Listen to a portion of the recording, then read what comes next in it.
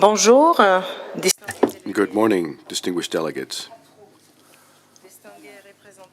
Distinguished representatives, I wish you welcome and call to order our third plenary session.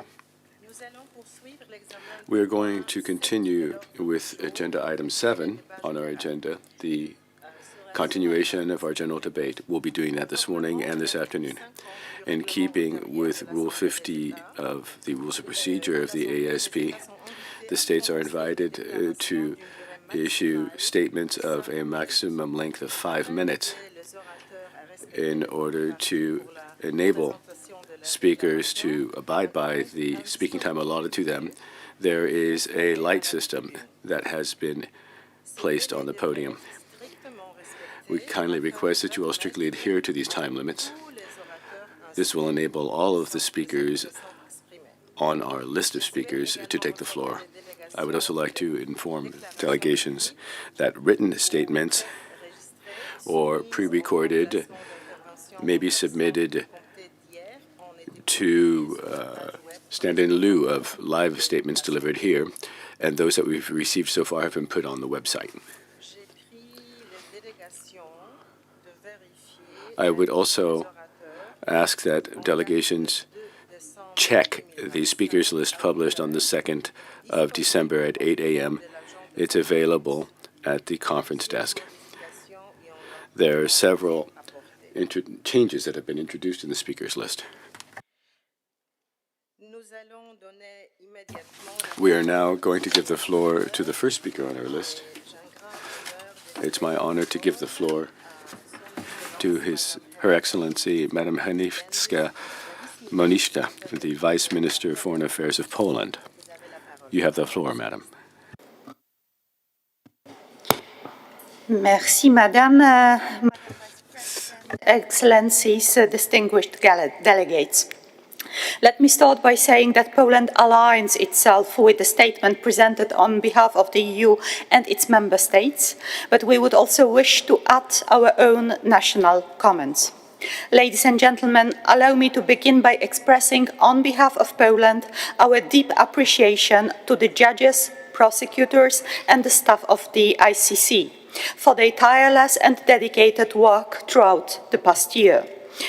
Your commitment to justice, often carried out under immense pressure and in complex operational conditions, embodies the principles that inspired the Rome Statute. Poland pays tribute to your service and acknowledges the heavy burdens you shoulder in pursuit of accountability and the rule of law. Ladies and gentlemen, I would also like to thank the Presidency of the Assembly of State Parties, the members of the Bureau, the Secretariat for their hard work during this difficult period. Poland's engagement in strengthening the international criminal justice system is not just a matter of policy. It is rooted in our historic experience. As a nation that endured aggression, mass atrocities, and systematic violations of human dignity in the past, we understand the value of a permanent, independent, and effective tribunal such as the ICC. Our past compels us to seek a future in which perpetrators of the gravest crimes are held to account, no matter who committed them or were. For this reason, Poland strongly condemns all outside pressure, threats, and attacks directed at the ICC and its elected officials. Cyber attacks, politically motivated sanctions, intimidations, and other attempts to undermine the court independence are unacceptable. They strike not only at the institution, but also at our global commitment to the rule of law. Poland stands firmly with the ICC and pledges to sustain its ability to carry out its mandate free from interference in the full autonomy and dignity befitting an international court of law.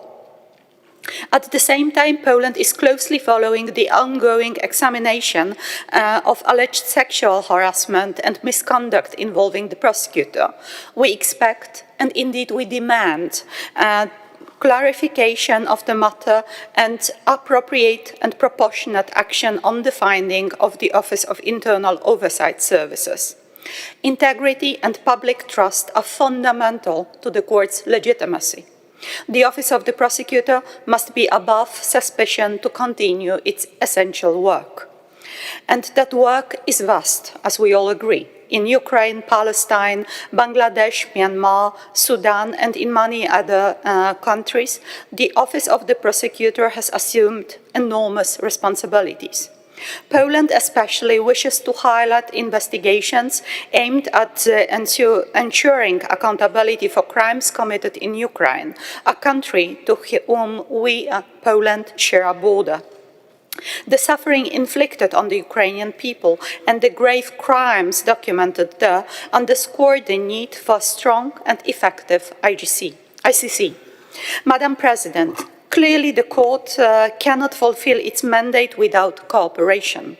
I therefore call on all states to fulfill or to fully support the ICC in accordance with their obligations under the Rome Statute. The international criminal justice system is only as strong as the resolve of states to uphold it. Likewise, Poland reiterates its steadfast support for the universality of the Rome Statute. A truly global court requires a truly global membership. We welcome Ukraine's decision to join the statute as an act of courage and an act of conviction, particularly when it faces aggression on its own territory. At the same time, we regret the decision of certain states to withdraw from the statute, as every departure weakens the shared promise not to tolerate impunity for atrocity crimes. We urge all states to uphold rather than undermine this essential pillar of the international legal order. With this in mind, Poland welcomes the results of the July special session in New York to review the Kampala amendments on the crime of aggression. Although the session did not produce an immediate breakthrough, it demonstrated the unity of state parties, and it gives hope that the issue of harmonizing jurisdiction over the crime of aggression will be taken up again in 4 years' time and ultimately resolved. Finally, ladies and gentlemen, let me address the vital question of financing. In an era of growing caseload, increasing global tensions and emerging threats, including the chilling effect of sanctions targeting institutions of international justice, it is essential for the ICC to have a budget that enables it to function effectively. Underfunding compromises the court's ability to deliver justice and the credibility of our own collective commitment. Poland hopes the Assembly will secure sufficient funding for 2026 and stands ready to contribute. It has become common practice for some countries, including Poland, to pay their contributions ahead of schedule, and we will do so again this year. Excellencies, ladies and gentlemen, the Rome Statute system rests on our shared belief that justice is not optional, but a necessity, both to safeguard peace and fulfill our moral obligation to victims everywhere. Poland reaffirms its unwavering support for the ICC and its mission. Let us work together to strengthen the court, guard its independence, and ensure the promise of accountability remains a reality for all. Thank you very much.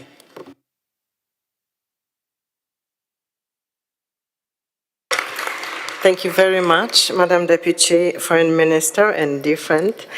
And I now give the floor to Her Excellency, Madam Fatukai, the Ambassador, and to the Cabinet Minister for the African Minister of Integration and Foreign Affairs from Senegal. You have the floor, dear colleague. c'est un plaisir. And it's a pleasure to see you once again. Madame la Vice-Présidente. Madam Vice President and dear colleagues, 2 years ago, we met at a special session in New York in July 2023 to celebrate the 25th anniversary of the adoption of the Rome Statute, which was the founding document of the ICC and today boasts 125 states parties. And that event reminded the ICC to remain a vital instrument in combating contemporary atrocities and an essential pillar of the fight against impunity. And today, with grave violations of international law several places around the world, including Gaza, the difficulties of the international community to end these atrocities continues to shock. We need to recall the founding commitments of the international criminal justice system that was set up for the very first time with the Nuremberg trials. Senegal would like to express its solidarity with all affected communities and welcomes the role of the TFV as well as the efforts undertaken by the registry to maintain close dialogue with them. Moreover, my delegation firmly condemns the sanctions, threats, and intimidations leveled at the court, its elected officials, and its staff. For Senegal, any attempt to weaken the ICC is also a direct attack on the universal principle of independence and justice.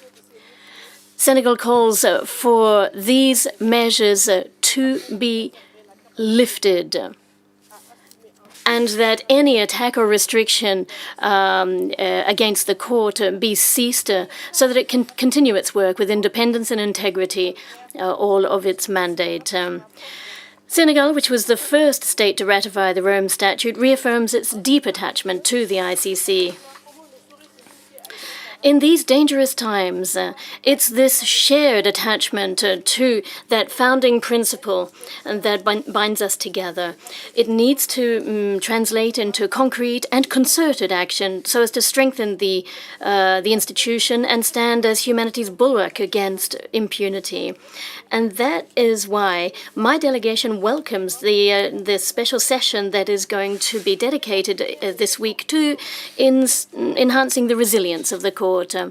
Senegal therefore supports all efforts, be they diplomatic, financial, technological, communicational, logistic, that could be taken, whether they be at the national level or collectively, to boost the operational and institutional resilience of the court.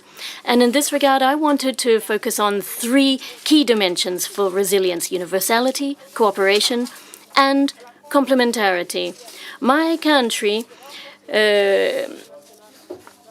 calls on all states parties of the Ljubljana Convention, Ljubljana, the Hague Convention, to strengthen international cooperation when it comes to investigations and the pursuit of these most heinous crimes. Senegal's commitment to the criminal court was recently illustrated with the official visit of our president to Dakar, as well as the reaffirmation of the solid connection between our country and the ICC, so as to promote cooperation and defend judicial independence. Ladies and gentlemen, my delegation wants to recall the vital nature of the TFV, which is one of the pillars of the court's legitimacy, the reparative justice for millions of and thousands of victims, and this fund has been vital for restoring dignity, strengthening community cohesion, and fostering inclusion. However, it's urgent that states parties increase their voluntary contributions, including through ODA. Every contribution, even a symbolic contribution, sends a clear message, a message of solidarity to victims and our unwavering support to the ICC's mission. If there's one key element to all of these pillars, it's the funding of the court. It is clear that the ICC will only be able to fulfill its mandate if it has the financial wherewithal. The financing the court's budget is not an option. It's a legal and political obligation. Indeed, in a context with a multiplication of situations occurring, it's vital for each state to fully honor its financial commitments. As of now, Senegal calls on greater solidarity so as to ensure that the court has the wherewithal to undertake its activities with efficacy and independence. By way of conclusion, my delegation would like to mention that this discussion on the court's resilience is not an occasion of confrontation, but rather of co-construction and dialogue. And it is part of the tradition of efforts undertaken by the court and its states parties to promote through the state's non-parties, international organizations, and NGOs, a vital institution for peace and international security.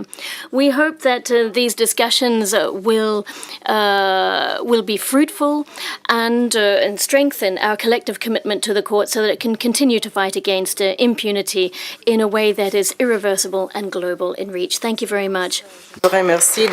Thank you very much, Excellency. Thank you for your statement. I'd like to give the floor to Ms. Rebecca Netley, conseillère juridique et directrice générale Bureau du droit. Legal Advisor and Director General of the International Law Bureau, Global Affairs Canada. You have the floor.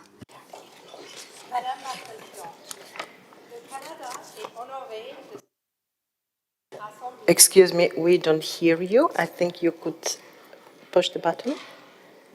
Okay, yeah, that's right. Je vais recommencer. I shall start again. Madam President, Canada is honored to address this Assembly and to reaffirm our unwavering commitment to international justice and to the International Criminal Court. The court is a testament to our collective conviction that lasting peace requires justice, and that accountability underpins security and stability. It ensures that the most serious crimes will not go unanswered when national courts cannot deliver justice, and that the victims' voices can shape the path to reconciliation. The court's mandate remains as vital today as when the Rome Statute was adopted. Yet its ability to uphold justice is increasingly under strain. Sanctions and arrest warrants against court officials, including one Canadian citizen, have profound impacts on targeted individuals and a discouraging effect on staff, civil society, and other stakeholders. Repeated cyber incidents have threatened critical systems and risked disrupting operations. These challenges do not exist in isolation. They reflect a broader erosion of the multilateral system, marked notably by growing unilateralism and disinformation. Defending the court's independence is therefore about more than protecting one institution. It is about safeguarding our entire rules-based international order and the principles that sustain it. This is a responsibility we all share. Canada's support for the court remains steadfast. We will continue to champion the independence of the court and defend its ability to fulfill its mandate. We call on all states to reject measures that weaken the international legal system.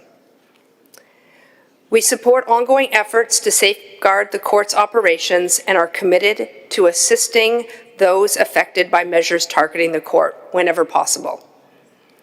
We are also committed to helping strengthen the court's capacity and expertise, including through secondments and contributions to the Trust Fund for Victims. Recently, we witnessed a withdrawal from the Rome Statute and announcements by other states of their intent to do so. We support constructive engagement, not isolation, as a path forward. Unity among states parties is essential. We also recognize the importance of engaging with both states parties and non-states parties while listening to civil society and victims who continue to place their trust in the court.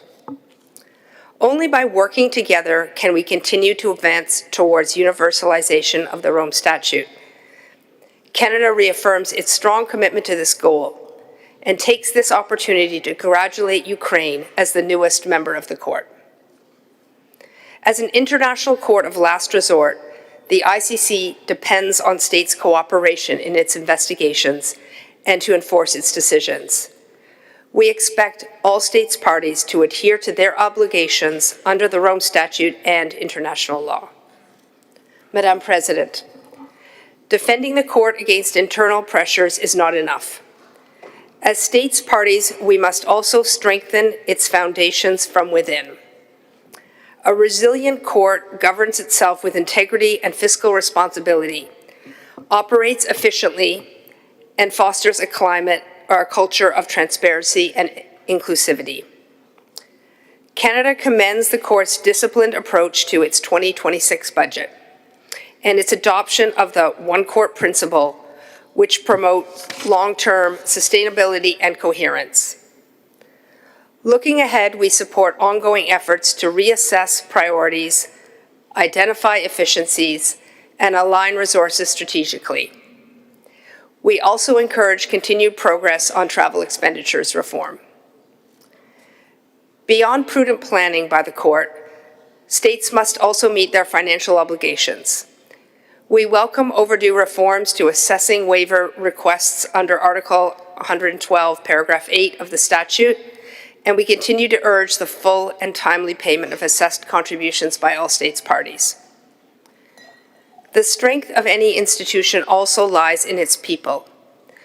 A safe, respectful, and inclusive workplace is fundamental to the court's effectiveness. Canada remains concerned by the staff engagement survey results. Discrimination, harassment, sexual harassment, and abuse of authority must be taken seriously and addressed accordingly. We support merit-based, transparent recruitment and improvements to hiring practices, including short-term appointments. Progress in this area is a positive example of cross-regional collaboration to which Canada was honored to contribute this year. We also support reforms to strengthen and clarify processes addressing misconduct by elected officials. Transparency and timeliness are critical. While investigations must be thorough, grave allegations require prompt conclusion. The court's credibility depends on it. Madam President, having said all of this, I cannot overstate Canada's commitment to supporting the court and its mandate. This year, we were pleased to contribute by facilitating discussions on legal aid and the omnibus resolution, and we look forward to continued collaboration with all states parties. Canada stands firmly with the court, and we remain resolute in the pursuit of justice, accountability, and the rule of law. Thank you. Merci beaucoup pour votre... Thank you very much for your statement. Thank you, Madam Director General. I now wish to give the floor to Ms. Patricia Perez Galeana, Deputy Legal Advisor for Treaties and International Affairs of the Ministry of Foreign Affairs of Mexico. You have the floor, Madam Director. Thank you very much, Madam Vice President. Distinguished guests, judges, officers of the ICC, distinguished delegates, representatives of civil society, Mexico reaffirms its unwavering support to the International Criminal Court and to the Rome Statute system as a cornerstone of international criminal justice and our efforts to put an end to impunity. All of this hinges on the judicial independence of the court. My delegation would like to highlight the following. Firstly, we welcome the institutional progress that's been made this year, to wit, the conclusion of a preliminary investigation, the proceedings for reparations in Katanga and Almaty, the successful execution of 3 arrest warrants, and programs to benefit victims in Côte d'Ivoire, Kenya, the Democratic Republic of Congo, Uganda, and the Central African Republic. We appreciate the court's efforts to act as one single institution with closer coordination amongst its organs and strategic management that targets results. This is manifest in the draft program and budget for 2026. Now, these are concrete steps towards a court that is more coherent, more effective, and more humane. My country also is very cognizant of the major work being done by the Trust Fund for Victims. Its programs in reparation and assistance are a tangible expression of restorative justice. Comprehensive reparations not only take international justice beyond mere punishment and take it into the area of healing and transforming. Mexico appreciates the efforts of the fund to diversify its funding base and to strengthen its sustainability. We're grateful to the Bureau and to all the delegations for their spirit of compromise and constructive input throughout the year. We have to continue thinking about how we can make our working processes more effective on the basis of the principle that less is more. We should have focus on the quality of our dialogue and the results that we achieve rather than the number of meetings we have. Secondly, we would like to make a special reference to the special session on the review of amendments on the crime of aggression that took place in July in New York. We hoped to have better results. We hoped to see this crime put into the law books.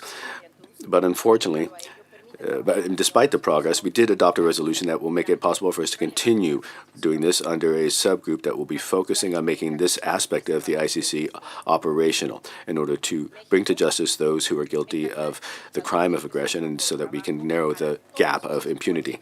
Mexico is the facilitator of this subgroup, and we are grateful in advance to all of the support and input we can receive from delegations. It's essential that all states party reiterate our commitment to the review of these amendments and play an active role in the special session in 2029 and the intersessional meeting in 2027 so that we can come up with tangible results. As we recently stated in the discussion on the ICC's report at the 80th session of the United Nations General Assembly, the key point that we have to address is whether the Rome Statute can protect states party against acts of aggression from any other state, be that state or not a party to the statute, as we already see is the case for war crimes, genocide, and crimes against humanity. Thirdly, we greatly appreciate the public consultations of the Office of the Prosecutor on the policies related to eco-crimes and cyber crimes. Mexico sent in its observations for both of these projects. We think that we should focus on policies that are going to strengthen the implementation of the statute rather than expanding the list of crimes that fall under its remit. I think we should be focusing on tangible results and investigations that are more effective. Fourthly, Mexico rejects out of hand any threat, reprisal, or interference with the court, its personnel, or those who cooperate with it. We deem these inadmissible, and they fly in the face of the administration of justice as enshrined in Article 70 of the Rome Statute. We are in particular concerned about the sanctions leveled against judges and the prosecutor and deputy prosecutors. These coercive measures undermine international law. Independence of the judiciary, institutional integrity are not prerogatives. They are the indispensable guarantees that the court can fulfill its mission. Madam Vice President, the pertinence of the court must not slide backwards. We would urge all of those to continue to support the court and those who are not state parties to become state parties. International justice cannot be a fleeting ideal. Rather, it's a task that we all have a stake in. The ICC is facing great resistance. It has to remain a beacon of hope, a beacon of legal rationality that will guide the international community towards accountability for the most atrocious crimes. International criminal justice does not belong to the few, but to all humanity. Thank you. Thank you very much for that statement. Now, I give the floor to His Excellency Mr. Hiroshi Minami, the Ambassador of Japan to the Netherlands. You have the floor, Excellency. Thank you very much, Madam Vice President. At the outset, Japan commends the dedication of the judges, prosecutors, and the staff of the court, who work to carry out its mandate to fight against impunity and to promote the rule of law. Japan welcomes the ICC's significant progress this year, exemplified by the convictions of 2 defendants for war crimes and crimes against humanity in the Central African Republic. Amidst the increasingly severe environment surrounding the ICC, Japan reaffirms its commitment to supporting the ICC's activities and continuing our cooperation to enable the court to fulfill its essential role to fight against impunity and to promote the rule of law. With this spirit, Japan has nominated Mr. Yoshimitsu Yamauchi as the Japanese candidate for the election as judge of the ICC for the term from 2027 to 2036. Japan believes that Mr. Yamauchi is well qualified for this post with over 30 years of experience in criminal law and procedure. Japan would be most grateful for the valuable support of the other states parties for the candidature of Mr. Yamauchi. Madam Vice President, Japan believes the following 4 points are essential for its future development as a universal and effective court. Firstly, Japan places highest priority to ensuring the independence and security of the court so that it can fulfill its roles and functions. In this regard, we share the concerns over the serious difficulties faced by the court caused by the recent developments. Japan will continue to make every possible effort in order to enable the continued operation of the court. We reiterate the importance of the unity among states parties to overcome the challenging situations facing the ICC. Secondly, we believe it is crucial to enhance dialogue between the court and the states parties on legal issues such as the principle of complementarity and immunity, while respecting the court's independence. We also emphasize the importance of dialogue between states parties and non-states parties. These are essential in further enhancing effectiveness and universality of the court. Regular dialogue with key UN bodies in international law, particularly the ICJ and the ILC, on matters of mutual interest, will also be beneficial. Japan expects their positive contribution to the ICC's long-term development. Thirdly, the ICC needs to further promote the universality of the Rome Statute. For that purpose, outreach to non-state parties is indispensable. Japan will continue supporting the court's role and encouraging non-state parties, especially in the Asia-Pacific, to accede to the Rome Statute. In this context, allow me to highlight the MOUs signed between the ICC and several Japanese universities, thanks to the registry's efforts, as this helps to raise the awareness of the ICC's profile in Asia. Fourthly, as the largest contributor to the ICC's budget, Japan emphasized the importance of financial prudence and efficiency in resource management. We thank the CBF as a body of experts in administrative and budgetary matters for their valuable advice. That said, in view of the current challenges faced by the court, Japan intends to make efforts to fulfill our share of assessed contribution at the earliest opportunity. Japan also emphasized that achieving the court's credibility hinges on 2 crucial elements: the establishment of a sound working environment and workplace culture, and to review the internal rules and guidelines for all ICC staff, including its elected officials. Madam Vice President, Japan recognizes the importance of working alongside victims. The TFV is an essential pillar of the ICC's efforts in this regard, and we are committed to continue our voluntary contributions, supporting numerous survivors of sexual and gender-based violence related to grave crimes. As this support enters its 11th year, Japan is pleased to announce €31,000 contribution to the fund. Before concluding, Japan notes the Assembly of States Parties held a special session on the crime of aggression in July. We welcome that the resolution was adopted by consensus after intensive discussions. Japan remains committed to continuing these discussions, emphasizing that such engagements must contribute to the ICC's effectiveness and universality. I thank you very much, Madam Vice President.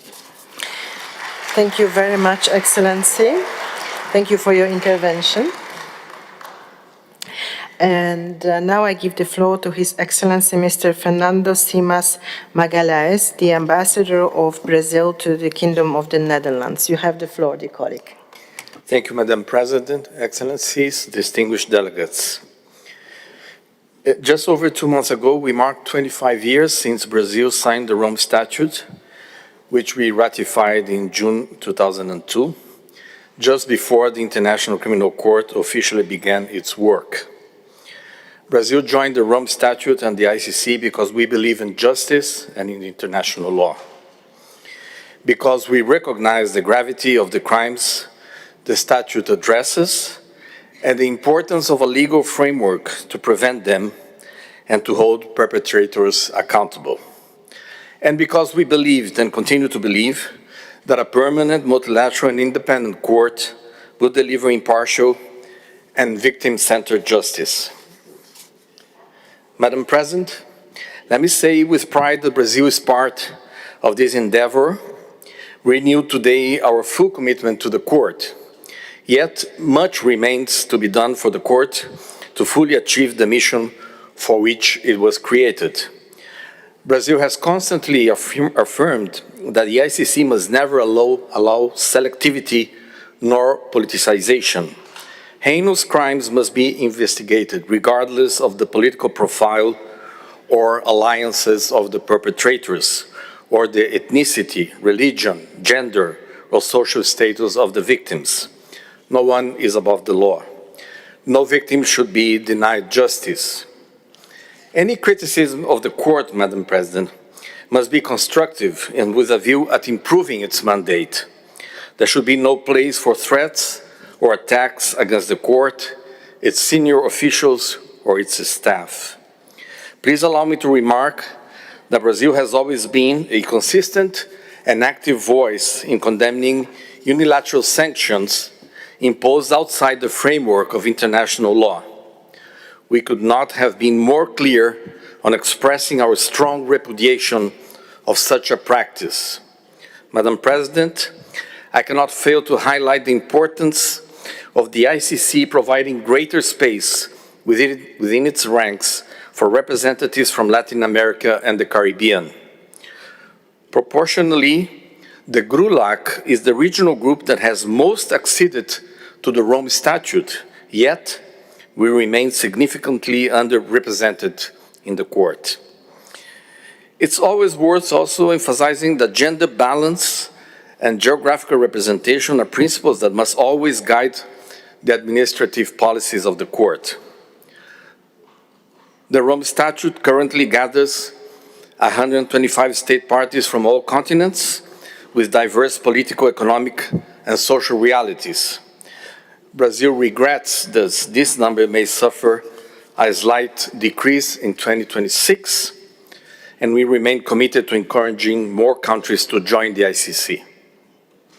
The court must also always take into account the distinct realities of its states parties. If we wish to advance the universality of the ICC, we cannot lose sight of the importance of the court continually seeking economies and management efficiency so that all state parties can meet their budgetary obligations to the court. Madam President, on behalf of the Brazilian government, I reaffirm our condemnation of any threats or attacks against the court. No state should try to interfere in the court or undermine its work. The independence and the impartiality of the court must be always safeguarded. To the senior officials directly affected and to all staff impacted indirectly by such threats and sanctions, I would like to convey our strong support and solidarity. Distinguished officials, the Court's mandate is proving increasingly vital at a time when peace remains elusive and when genocide, the gravest of crimes, is unfolding. Brazil renews and reaffirms its commitment to the Rome Statute and to safeguarding the institutional integrity of the Court. This is the commitment that all nations dedicated to international law and justice should uphold. Madam President, I could not conclude without expressing my appreciation for the efforts Her Excellency Ambassador Pavio Kakuranta has undertaken, together with the Presidency, with yourself, and the Registry of the Court, to help us navigate this challenging period for the Court. I am convinced that united, the state parties will be able to safeguard the ICC, and the Court will emerge from this turbulent phase even stronger. I thank you for your attention. Thank you very much for your intervention, and thank you for the kind words addressed to the Presidency. And now I would like to give the floor to Ms. Tanja von Uslar-Gleichen, a legal advisor and Director General for Legal Affairs of the Federal Foreign Office of Germany. You have the floor, Madam. Thank you, Madam Vice President, Excellencies, distinguished delegates. I'm honored to address the Assembly of State Parties on behalf of the Federal Republic of Germany. Germany fully aligns itself with the statement made by the European Union. Please allow me to also address some points in a national capacity. At the outset, Germany wishes to commend you, Madam Vice President, for your leadership and your entire team for the excellent preparation of this ASP, as well as the July special session in New York. 80 years ago, in November 1945, the Nuremberg trials gave rise to the modern concept of international criminal law, underpinned by a set of core principles. In 1950, the International Law Commission, tasked by the General Assembly, formulated 7 so-called Nuremberg principles. These include the criminalization of aggressive war and individual criminal responsibility under international law. 80 years on, the ICC and the post-war international legal order are facing a most critical phase in their history. We are witnessing seismic shifts in geopolitics. All this potentially has tremendous repercussions for the Court. 8 decades after Nuremberg, we as state parties of the ICC need to work to preserve what has been accomplished. The objective is to safeguard and build upon the essential core principles of international criminal law. We need to do our utmost to preserve the independence of the Court and to ensure that it continues to be able to exercise its jurisdiction. We believe that amongst the measures we need to take is to commence a dialogue amongst each other and also with non-states parties on how we can strengthen the Court. Our aim must be to ensure that the ICC can continue to fulfill its functions under the current circumstances and in the current geopolitical environment. We need to protect the independence and impartiality of the Court, as well as its invaluable contribution to accountability and the fight against impunity. We need to build its resilience so it may withstand pressure, cyber attacks, and generally a future world potentially more archaic than was envisaged in 1998. Germany has no doubt that the ICC is needed as never before in this volatile era. Allow me to recall that the ASP special session in July committed itself by consensus to the aim of strengthening the jurisdiction of the Court over the crime of aggression. The special session proved that state parties can join together in challenging times and attain progress on complex issues. We need to do this again. Upholding the international legal order and the ICC depends on our unity, but it also depends on very concrete steps of support and cooperation by state parties. It depends on the work of the Court and the way it handles external and internal challenges. In this light, Germany commends those state parties who have already put forward candidates for judgeship to be filled in 2026. What used to require competence, legal expertise, dedication, and a profound sense of justice and accountability now also requires courage and a willingness to possibly accept personal hardship. This willingness of current and future judges of the ICC and ICC personnel deserves our highest respect. We commend many state parties for having paid contributions early in the year as to increase financial resilience, and who will do this again next year. We recall the recent convictions in the Darfur situation, delivering justice to some of the many victims of Darfur. Madam Vice President, Germany is closely cooperating with the court. In fact, we surrendered a suspect in the Libya situation to the court yesterday evening. And we are working with the registry to enable continuity of business in the field of IT and beyond. Germany has been a solid supporter of the court from its inception. We have been, and we will continue to be, a major contributor financially, both to the general budget as well as to the Trust Fund for Victims and its important work. We promote knowledge of international criminal law through the Nuremberg Principles Academy.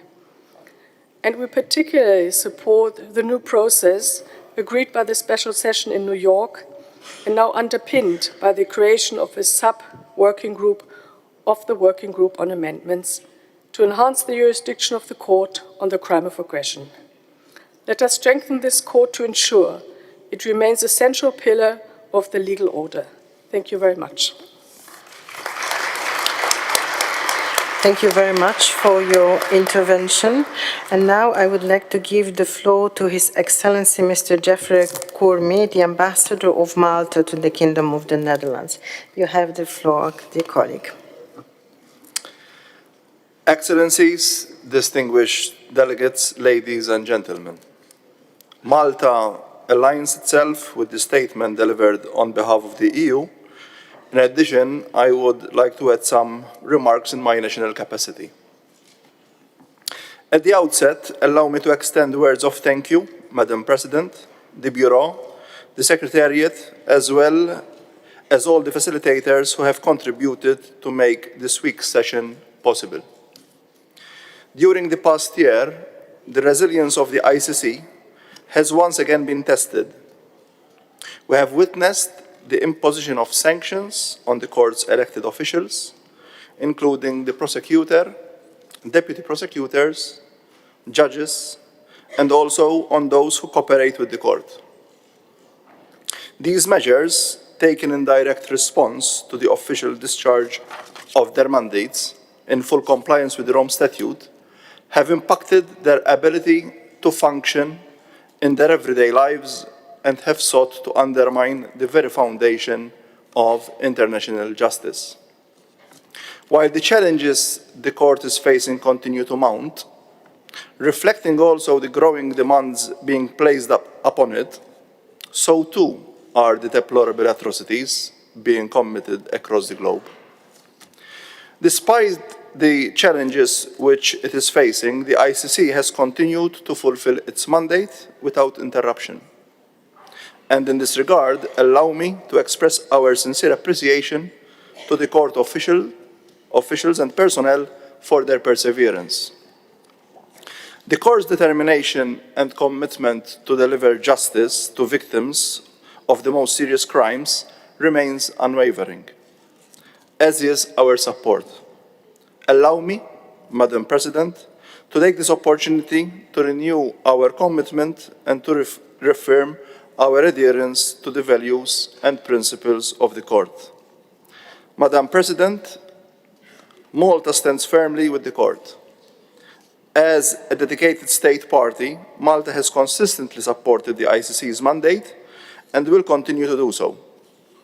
We reaffirm our commitment to upholding the rule of law, promoting accountability, and ensuring justice to victims. At this point, allow me to refer to the Trust Fund for Victims. Fully cognizant of this enduring importance of a victim-centered approach to justice, this year, for the 5th consecutive year, Malta provided a voluntary contribution to the Trust Fund for Victims. This is not merely a financial gesture, but a reaffirmation of our principled commitment to stand with survivors.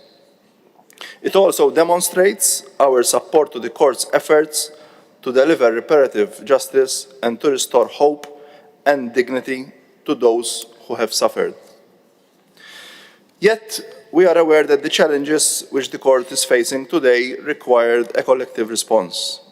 As state parties, we must take decisive steps to strengthen the Rome Statute system and stand firm in defending the Court's independence, impartiality, and integrity against pressure.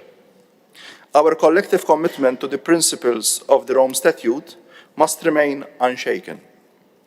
It is also our collective responsibility to broaden the reach of the Rome Statute and make it truly universal and inclusive. At the same time, we must continue to work diligently to align the Court's jurisdiction across all 4 core crimes. These commitments remain the very foundation upon which the international criminal justice system was built.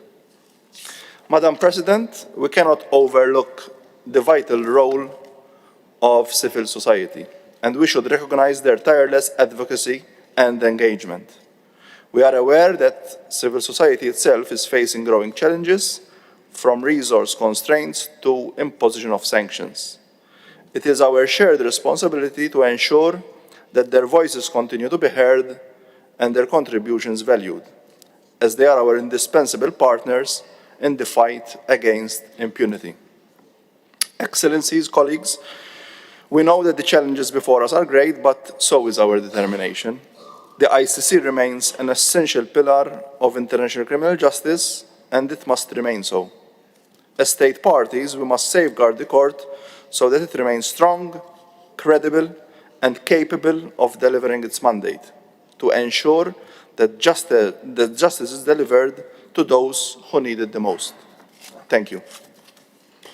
I thank you for your intervention, dear colleague. Et maintenant, j'ai le plaisir de donner la parole à ma chère collègue, son Excellence Madame Clara Nunes. I should like to call on Her Excellency Clara Nunes dos Santos, Ambassador to the Kingdom of the Netherlands. You have the floor. Madam President, distinguished delegates, it is with great honor that we address today the 24th session of the Assembly of State Parties to the Rome Statute. Let me begin by stating that Portugal shares the views expressed in the statement delivered by the European Union. Madam President, Portugal wishes to commend you and all the officials and the staff of the Court for your efforts and dedication in fulfilling the mandate of the Court, despite the progressively challenging environment in which it operates. This confirmed the resilience of the Court, regardless of the various conflicts affecting the world, the tense political context, the threats, sanctions, and attacks against the Court, its officials, staff, and those cooperating with it. In this context, Portugal strongly regrets such threats, sanctions, and attacks, which we consider to be a serious interference with the independence and impartiality of the Court that can jeopardize the exercise of its functions. Portugal wants to highlight that the ICC has a deterrent effect at domestic, regional, and international levels, and has become a fundamental tool both in the prevention of further perpetrations of serious crimes and peace processes, while also ensuring victims' protection and participation, as well as their right to reparation and to the truth. The integrity and universality of the Rome Statute continue and will continue to be a priority for Portugal, and since the ICC has a complementary nature, it is important to keep in mind that the jurisdiction over the perpetrators starts and lies primarily with states and their national jurisdictions. Having said that, it's our view that states, as well as their people, are better served by being part of the international judicial community instead of being outside of it. Therefore, while we welcome once more Ukraine as a state party to the Rome Statute, we also regret the choice of some states to proceed with their separation from this community and call on these states to continue to engage and reassess their position. Madam President, it is our strong conviction that, with the support of all of us, the Court will prevail as a strong international judicial entity in the fight against impunity. Its role in contributing to a lasting and sustainable peace is not negotiable and needs to be preserved. Our collective resolve is crucial to protect not only the Court, but also the values and principles it represents. Madam President, let us be clear. Peace without justice is a false peace. As the former UN Secretary-General Ban Ki-moon recalled at the Kampala conference, that would just be a truce at gunpoint, without dignity, justice, or hope for a better future. Let me reiterate once more our belief that the Court plays a crucial role in the fight against impunity and in seeking justice for victims of the most serious crimes. But the Court cannot alone fight impunity and ensure accountability. It relies on the cooperation of states in the discharge of these functions. To consolidate this fundamental role, we must reinforce the cooperation between the Court and the state parties, but also the cooperation between the Court and non-state parties, the United Nations, and other international and regional organizations. In this sense, all cooperation efforts are fundamental to the ICC to be able to perform the role that it was entrusted by the Rome Statute. Portugal would also like to take this opportunity to acknowledge the important role that civil society plays toward this end. Madam President, as foreseen in the compromise adopted in Kampala, the ASP held a special session last July to review the amendments on the crime of aggression. Portugal has always been a strong supporter of the amendment of the Rome Statute for the harmonization of the ICC jurisdiction over all the 4 of the Rome Statute's core crimes. In spite of our expectations, we support the establishment of a roadmap with concrete deadlines and objectives to continue the discussion on this matter in the future, as soon as possible, which is reflected in Resolution ICC ASP1 Res 1, and we recognize that it was the possible solution in the 3 short days of negotiations. Portugal would also like to highlight the fact that, though having different opinions, all the state parties were able to find a consensus, and we were pleased to witness the participation of a large number of states, both against and in favor of the amendment. In this sense, we hope that the dedicated subgroup of the Working Group on Amendments will present to the ACP a report on what was already been done and with concrete steps in accordance with the resolution adopted by the special section. Madam President, let me end our statement by pledging once more the support of Portugal to the International Criminal Court and to its independence, impartiality and integrity. Portugal is fully committed to working with you and every delegation towards a successful accession of the Assembly of State Parties. Thank you, Madam President. Muito obrigada. Je vous remercie de votre déclaration.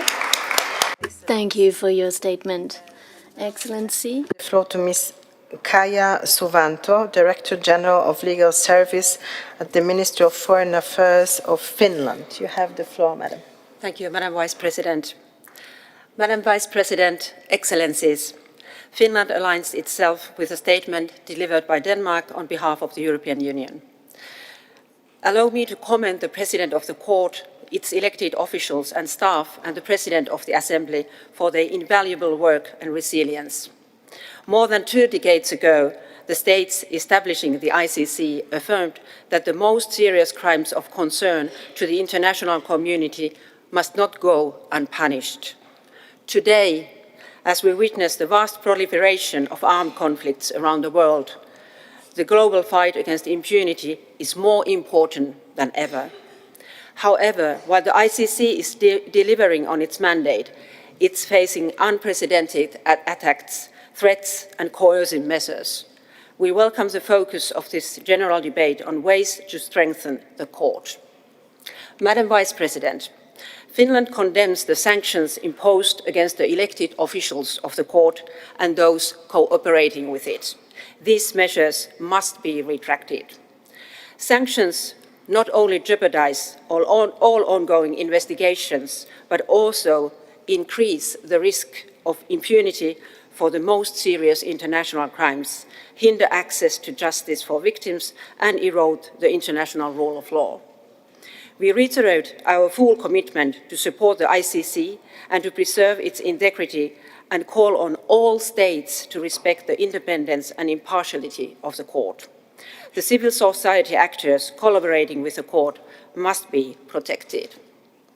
We can all contribute towards a stronger ICC, for example, by demonstrating our political and diplomatic support, by cooperating with the court, by working towards universality, and by providing adequate resources for the court. Finland will pay its assessed contribution for 2026 swiftly, and we encourage all states to do so. The full realization of the rights of victims and survivors is at the heart of the Rome Statute.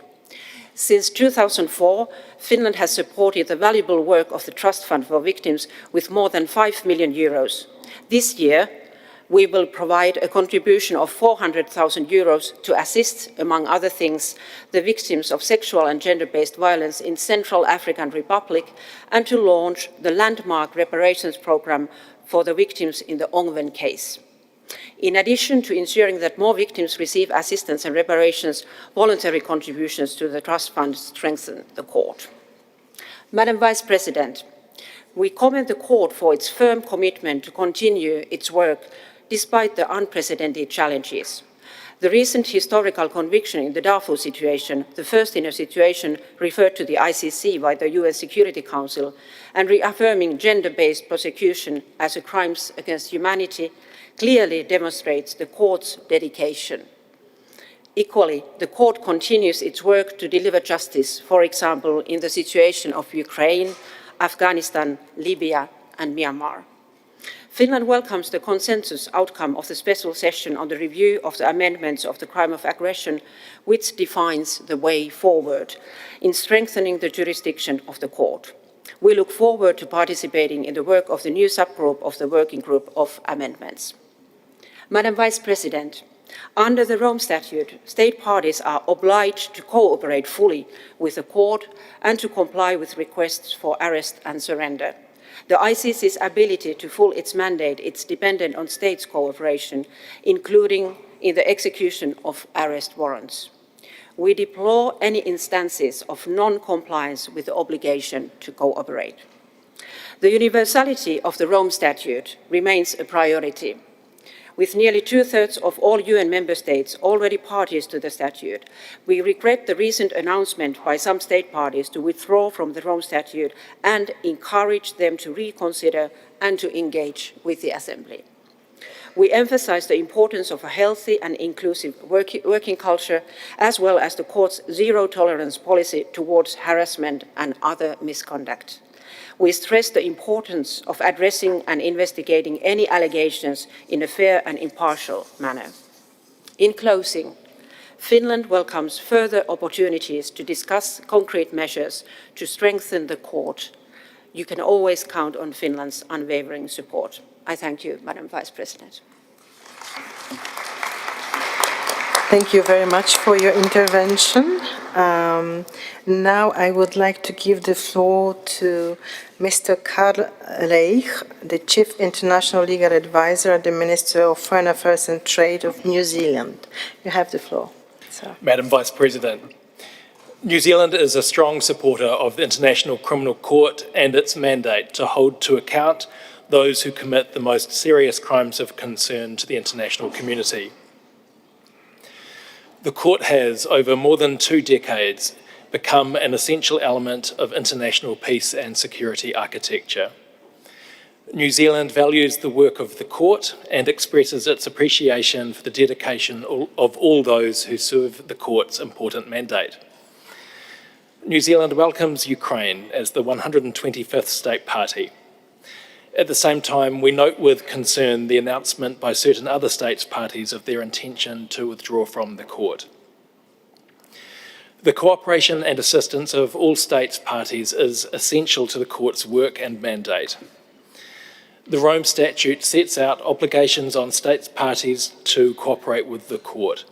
This includes facilitating the arrest and surrender of perpetrators of the most serious crimes of concern. We encourage all state parties to comply fully with their obligations. Madam Vice President, New Zealand is concerned about the grave threats facing the court. The court's personnel should be able to carry out their work without intimidation.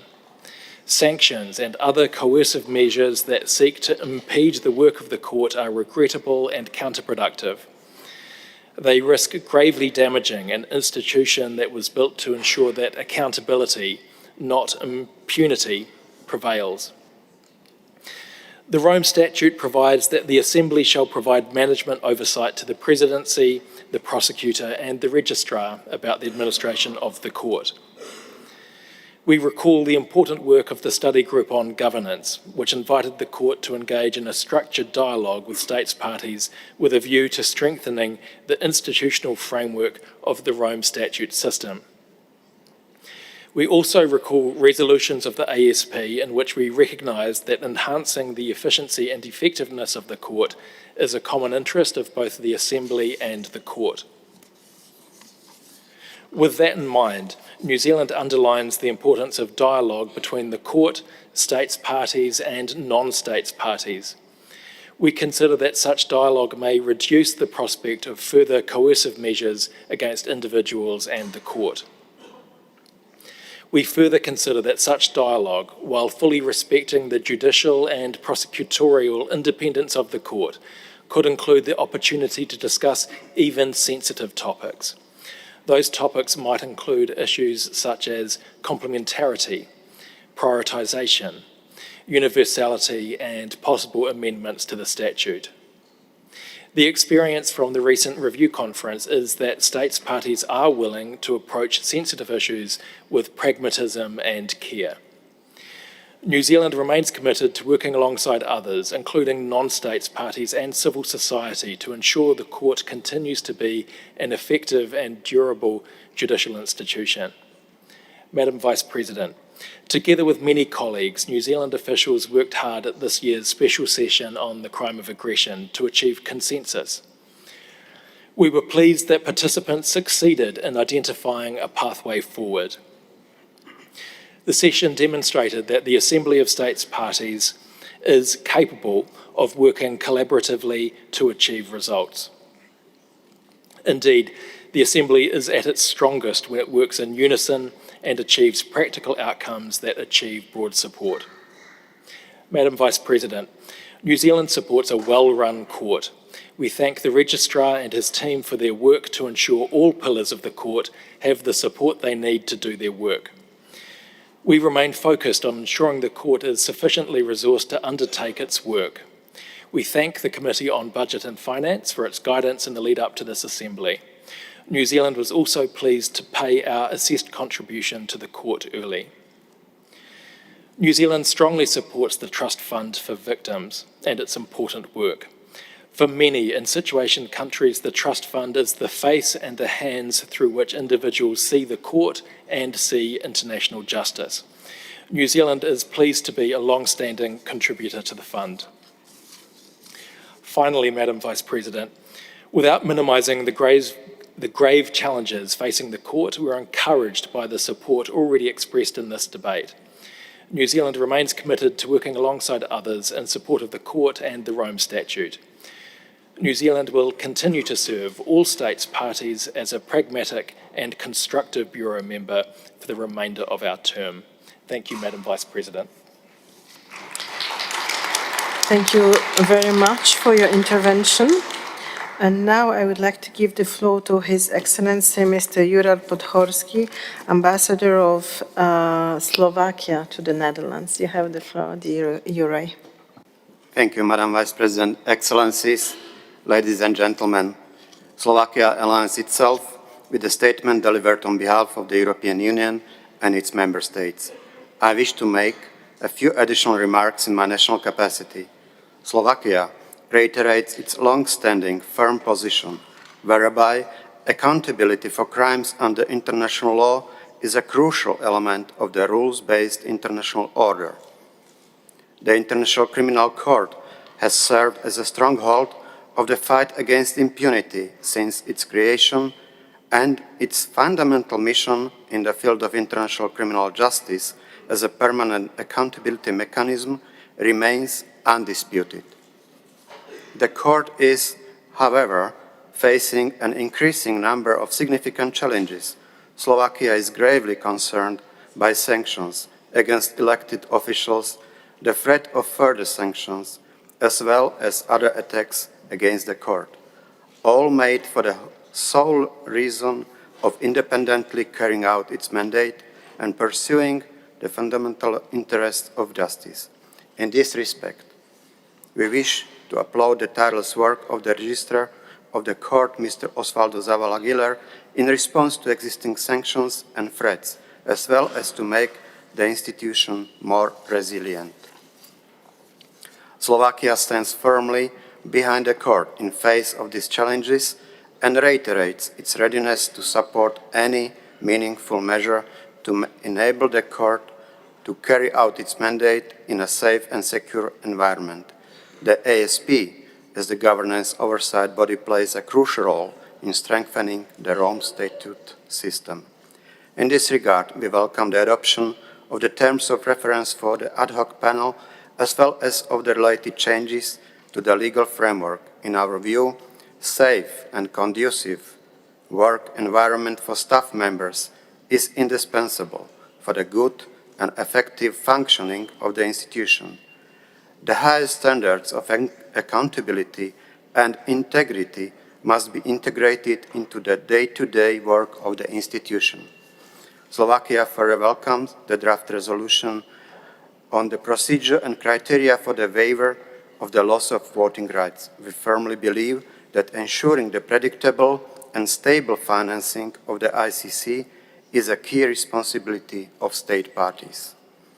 This resolution is an important tool for translating that responsibility into real action. Madam Vice President, ladies and gentlemen, the Court is vitally reliant on state parties in the field of cooperation. Slovakia, therefore, notes with concern the high number of outstanding arrest warrants, as well as the failure by state parties to execute arrest warrants against persons on their territory. Madam Vice President, the Rome Statute is founded on the crucial recognition that the most serious crimes under international law threaten the peace, security, and well-being of the world, and therefore they must not go unpunished. It reflects the necessity to uphold international law, inter alia, by pursuing accountability for the perpetrators and justice for the victims. These efforts can be best achieved by the widest possible participation of states in the Rome Statute system. In this regard, we welcome Ukraine as the most recent state party as of 1st January 2025. At the same time, we regret the decision of one country to withdraw from the Rome Statute and from APIC, as well as the announcement by 3 countries of their intent to withdraw from the Rome Statute. We hope, as the President of the ASP stressed in her statement of 5th June 2025, that these developments represent only a brief pause to the commitments of these countries to international justice.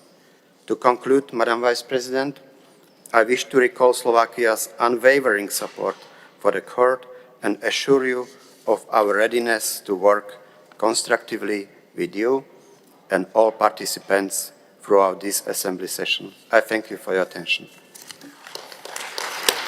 Thank you very much for your intervention, dear colleague. And now I would like to give the floor to Mr. Yoon Sik Hwang, Director General at the Ministry of the Foreign Affairs of the Republic of Korea. You have the floor, sir.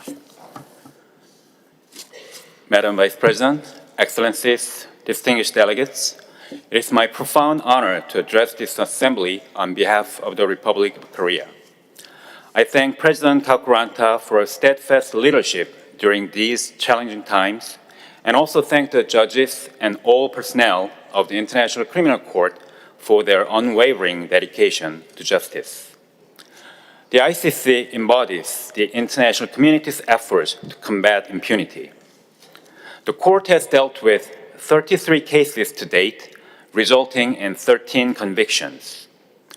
Despite persistent challenges, the court has significantly contributed to ensuring accountability for the most serious crimes of international concern and securing justice for victims. The most recent cases demonstrate the commitment of the court to fulfilling its mandate with integrity and independence. In July, the court convicted Yekatom and Ngaisona for crimes in the Central African Republic, with 1,965 victims participating in the court's proceedings. In October, it convicted Abd al-Rahman on 27 counts, marking the first ever conviction of war crimes and crimes against humanity in relation to the Darfur case. Our meeting today is all the more important precisely because the ICC faces unprecedented challenges. Various attempts to undermine the court's work test our collective commitment to the Rome Statute. For the ICC to continue its vital mission under increasingly difficult circumstances, the unity and resolve of state parties remains essential. The Republic of Korea has been a staunch supporter of the ICC from its inception. Since our ratification in 2002, we have demonstrated our commitment through concrete contributions, with Korean experts serving the court by hosting regional cooperation seminars, providing full cooperation in response to court's requests for evidence collection, offering sustained political support, and as the seventh largest financial contributor, Korea will continue to stand with the court. Achieving universality of the Rome Statute is truly the path to strengthening the ICC. As ad country focal point for universality alongside the Netherlands, whose commitment and cooperation we deeply appreciate, Korea has made various efforts to promote ratification of the Rome Statute, and we will continue this mission, particularly in the Asia-Pacific region. As we confront complex legal and political challenges, it is also important that we reaffirm the fundamental principles enshrined in the Rome Statute, including the duty of cooperation and the principle of complementarity, as well as other core principles that define the court's mission and jurisdiction. These principles are indispensable to achieving our non-negotiable goals of ensuring accountability and delivering justice for victims. We look forward to engaging in sincere and constructive dialogue on diverse perspectives in this regard, while reaffirming our shared commitment to resisting unjust pressure firmly and in unity for the impartiality and independence of the court. The rule of law at the international level requires active defense and concrete support. The role of the state parties to the Rome Statute is by no means inconsequential. The Republic of Korea renews its long-standing commitment to international criminal justice and will continue to support the court in every possible way. Thank you, Madam Vice President. Thank you very much for your intervention, Mr. Director General. And now it's a pleasure to give, for me to give the floor to His Excellency Mr. Agustin Vasquez Gomez, the Ambassador of El Salvador to the Netherlands. You have the floor, dear friend. Muchas gracias. Thank you very much, Margarita, dear Vice President, excellent representatives of the ICC, of states parties, representatives of civil society, dear observers, dear friends. El Salvador would like to start by expressing its recognition of the dedicated leadership of Madam President in stewarding this Assembly's work, and we want to thank the members of the Bureau for the preparation of all the reports and documents for this 24th session of the ASP. We should also like to especially acknowledge President of the court, Tomoko Akane, for her judicial and administrative management in her first year at the head of the court. We have every faith that she will continue guiding this institution with integrity, effectiveness, and in full compliance with the provisions of the Rome Statute. My country would like to express its firm commitment to international justice, be it through our national jurisdiction or through international criminal justice. Ever since 9 years ago, we joined the statute, El Salvador has maintained that firm conviction that the most heinous crimes of international importance should not go unpunished. The primacy of national courts and, in a complementary fashion, the function of international jurisdiction, with the ICC as a court of last resort, are essential pillars of that. And in this way, we are able to address the concerns and needs of victims, ensuring that there is due investigation and punishment of the perpetrators of such atrocities. And in this regard, we should like to launch a call to the international community to redouble its efforts when it comes to respecting international law, diplomacy, dialogue, and all of this with an aim to ensuring peace and international security are maintained. Madam President, El Salvador's vision of justice is based on individual criminal responsibility, but we also share this higher aspiration to guarantee citizens cohabitation and coexistence free from violence or any criminal activities. This is a legitimate aspiration for our societies, and the reconstruction of the social fabric of communities affected and the promotion of economic inclusion opportunities are key aspects for lasting justice. And only in that way will we have set forth the structural conditions we need that will enchain a sustainable peace and never go back to the situation that facilitated the perpetration of such grave crimes in the first place.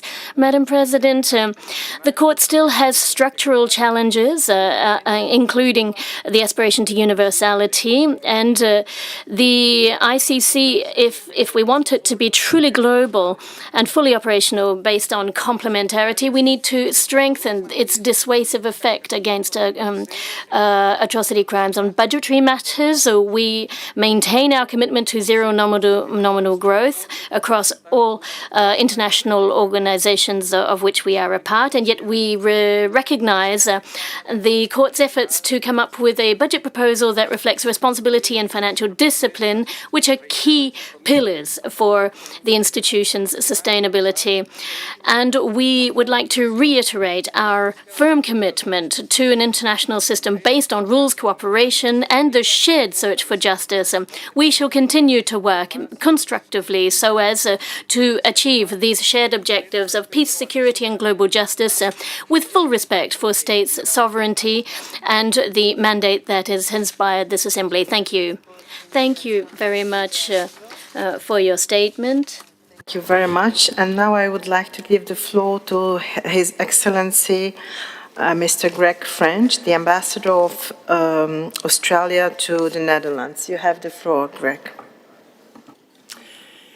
Thank you, Madam Vice President, Excellencies, distinguished delegates.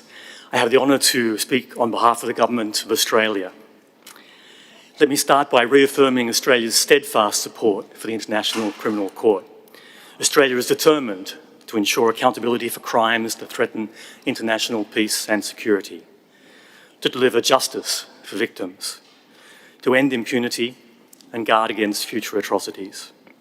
And we consider this court to be pivotal in realising this commitment. Madam Vice President, we express our appreciation for the court's work over the last year. We note that in 2025, the court was seized of 22 situations, and today 3 trials are on foot. Madam Vice President, Australia supports an appropriate budget increase to enable the court to continue its fight against impunity. At the same time, as the court's list continues to grow, we encourage it to focus on its core mandate and to find ways to work effectively and efficiently within the reality of finite resources. Madam Vice President, we would like to emphasise the importance of the principle of complementarity in guiding the court's work. Accountability begins at home. As a court of last resort, the court's role is complementary to that of national criminal jurisdictions. States bear the primary responsibility to investigate and, where appropriate, prosecute those responsible for serious international crimes. As co-focal point on complementarity with Uganda, Australia reiterates that this principle is indeed crucial to the court's success and must be respected. And we look forward to continuing to facilitate further cooperation on complementarity issues at this year's Assembly of States Parties. Madam Vice President, Australia is committed to upholding and defending the principles and values enshrined in the Rome Statute, as well as the court's integrity and independence. And we encourage all states parties and civil society to ensure the court is as robust an institution as it can be and as effective as it can be. This is particularly so in the face of attempts to interfere with its operations and staff. Such threats include increasingly malicious cyber attacks, which we unequivocally condemn. Madam Vice President, Australia recognises the impact of actions against the court and its staff. In this regard, Australia emphasises the importance of constructive conversations between all states parties and with others who engage with the court. Such dialogue will be critical in strengthening the court and ensuring its continued operation and resilience in the years to come. As we reflect on the lessons of more than 25 years, we are seized of the need for reform. While we commend the court and states parties on their efforts to date, including through the independent expert review process, we believe the process of reform must be ongoing. We look forward to engaging with all relevant actors to ensure the court is best placed to fulfil its important role in pursuing accountability for the most serious crimes of concern to the international community. Thank you. Thank you very much, Ambassador. And now I would like to give the floor to His Excellency, Mr. Arnoldo Bernes Castro, the Ambassador of Costa Rica to the Netherlands. You have the floor, Arnoldo.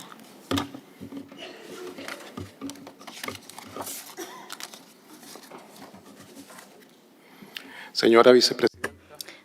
Madam Vice Chair, Excellencies, dear delegates,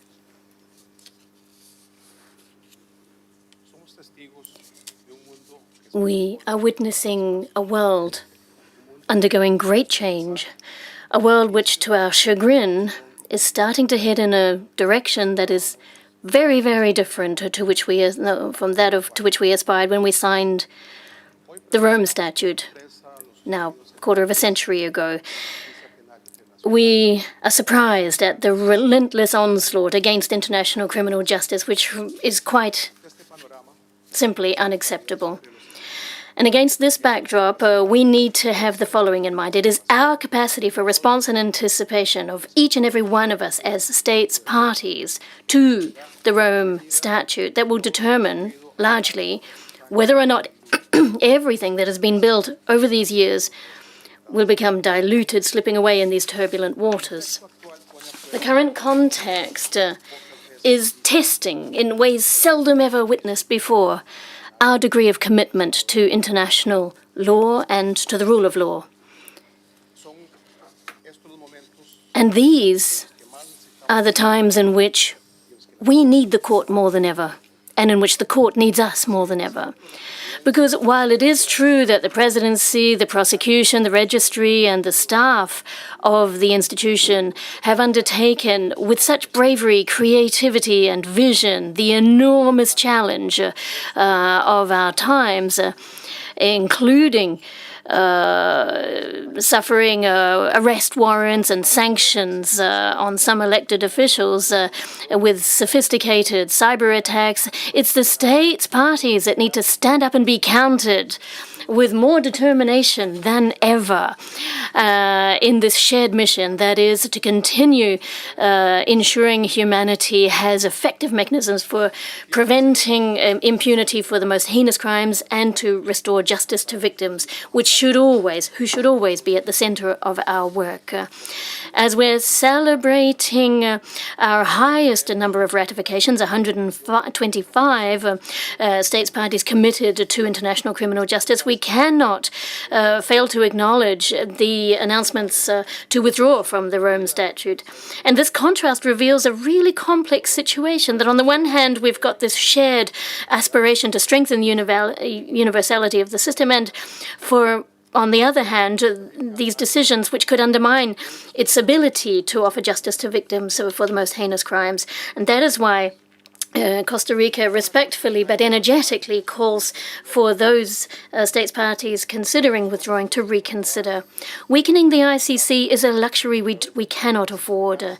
Any action to undermine its commitment to its ability to fulfill its mandate through attacks, threats, or sanctions on any of its personnel or entities that cooperate with it will only be met with rejection on our part. And this implies the need to continue working with integrity and honesty and supporting all staff of the court. This assembly should be sending a clear message in defense of the court and international criminal justice. And over and above the political message, states parties need to take concrete measures to buttress the ICC, for example, by making our political support clearer through opening channels for dialogue with the registry and honouring our financial obligations or supporting the OTP whenever it requires our assistance. On the other hand, the security of elected officials, especially those targeted by arrest warrants, needs to be strengthened so that which means that all states parties need to adopt the agreement on privileges and immunities of the ICC and take measures to protect elected officials who have been targeted by such sanctions. Furthermore, remember that it's up to states parties to execute the 33 outstanding arrest warrants. Failure to execute judicial orders allows for criticism to be levelled at the court, but in reality it is actually an international obligation incumbent on all states who took the sovereign decision to join the Rome Statute, and it's vital if it's going to continue fulfilling its mandate. The kind of concrete cooperation needs to continue so that the court can continue to fight against immunity. And I should like to end by commending the court on the work being done to draft its budget for the upcoming year and the strategic plan 2026-2029, both carefully thought out under the one court principle. For Costa Rica, this is a clear message attesting to the quality of this institution's leadership. In the 2026 budgetary period, there will be fluid negotiations with this assembly, and the proposal we think is congruent and addresses the financial realities and concerns of its states parties and gives the court the predictable and stable resources that it needs. And hopefully the ICC will be able to hold its course with a firm hand on the rudder in these turbulent waters. Thank you. And thank you for your statement. And now I should like to give the floor to His Excellency Mr. Álvaro González Otero, Ambassador from Uruguay. Madam Vice President of the Assembly, court authorities, distinguished delegates, representatives of civil society, ladies and gentlemen. This year, the ICC has celebrated the 23rd anniversaries of the entry into force of the Rome Statute and the 27th year since its adoption. In today's global context, we're constantly reminded of the need to uphold the pillars of international law, where the ICC sets the standard. The Rome Statute remains a key instrument in our collective pursuit of justice and accountability. Today, in line with our unwavering support, Uruguay wishes to reaffirm its steadfast commitment to peace, respect for the principles of international law, and especially we would like to encourage the ICC in its fight against impunity for the perpetrators of the most serious international crimes and in its efforts to bring such heinous acts to account. It is of the utmost importance that all states parties speak out explicitly in the face of the complex challenges confronting the international community today.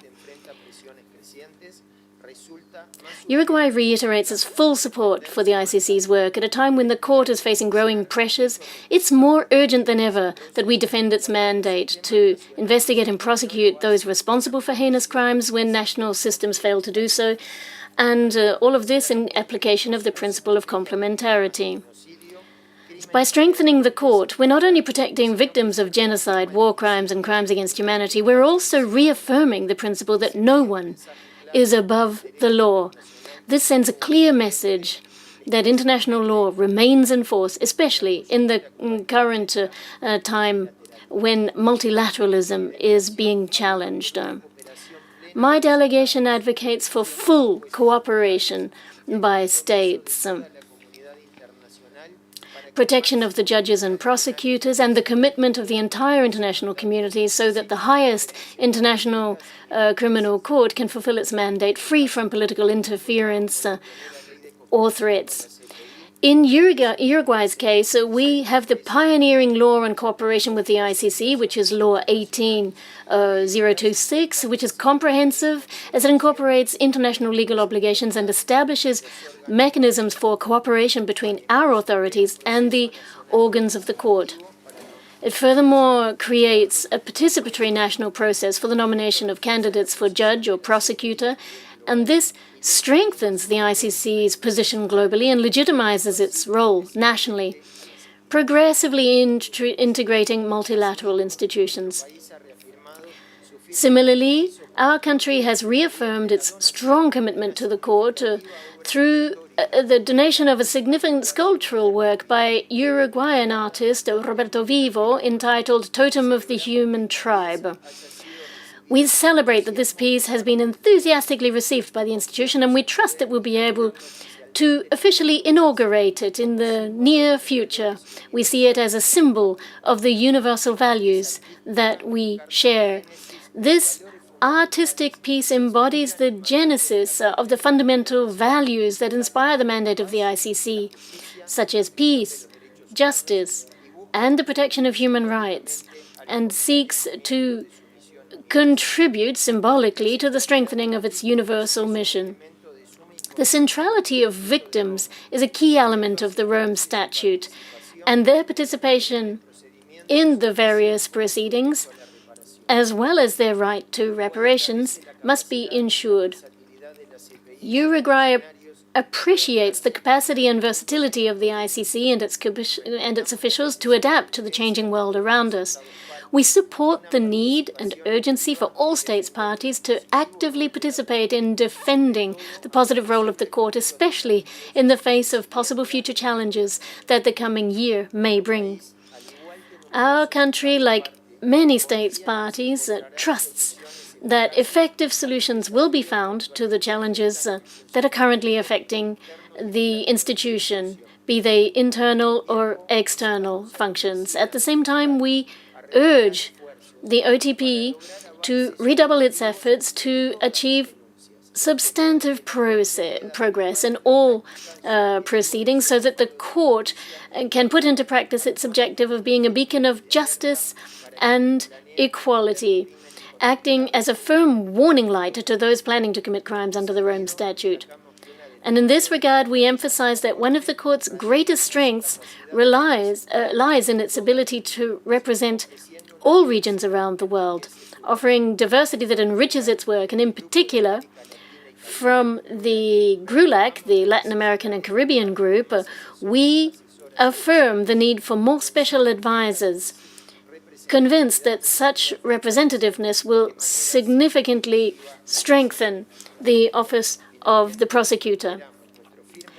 And finally, we reiterate our firm commitment to the work of the court, which, after more than 20 years of existence, has consolidated itself as a valuable and indispensable institution for those who believe in a better world governed by the rules of respect for international law and the high values pursued by the Rome Statute. Thank you very much. Muchas gracias. Thank you. Dear Ambassador. And now I would like to give the floor to Ms. Cecilia Sigurðardóttir, Director General for Legal and Executive Affairs, the Ministry of Foreign Affairs of Iceland. You have the floor, Madam.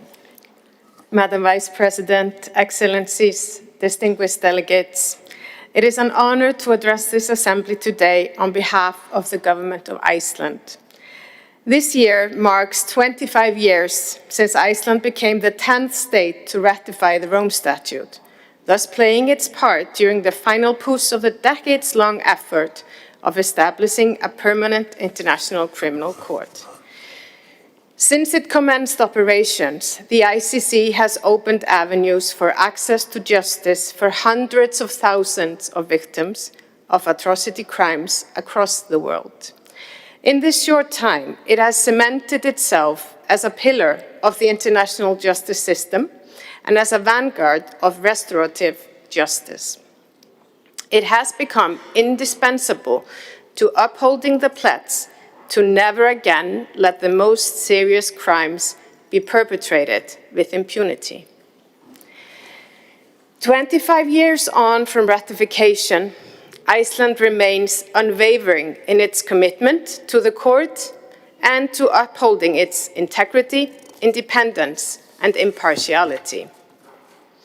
Madam Vice President, inherent in the mission of the Rome Statute is to ensure accountability for those who commit the most serious crimes, irrespective of who the perpetrator is or how powerful it is. The primary responsibility for prosecuting these crimes rests with the states with jurisdiction. The ICC is a court of last resort, where the responsible state is unwilling or unable to investigate and prosecute. In that regard, cooperation with the court remains a fundamental obligation of states parties to ensure that justice can be effectively delivered. Victims are at the heart of that justice. We commend the work of the Trust Fund for Victims, which plays an essential role in ensuring reparations and assistance to thousands of victims. Iceland continues to provide funding to the Trust Fund, and we call on others to do so as well. As the last bastion in the fight against impunity, it has always been inevitable that the court faces adversity from those who, for one reason or another, are opposed to the delivery of justice in each case.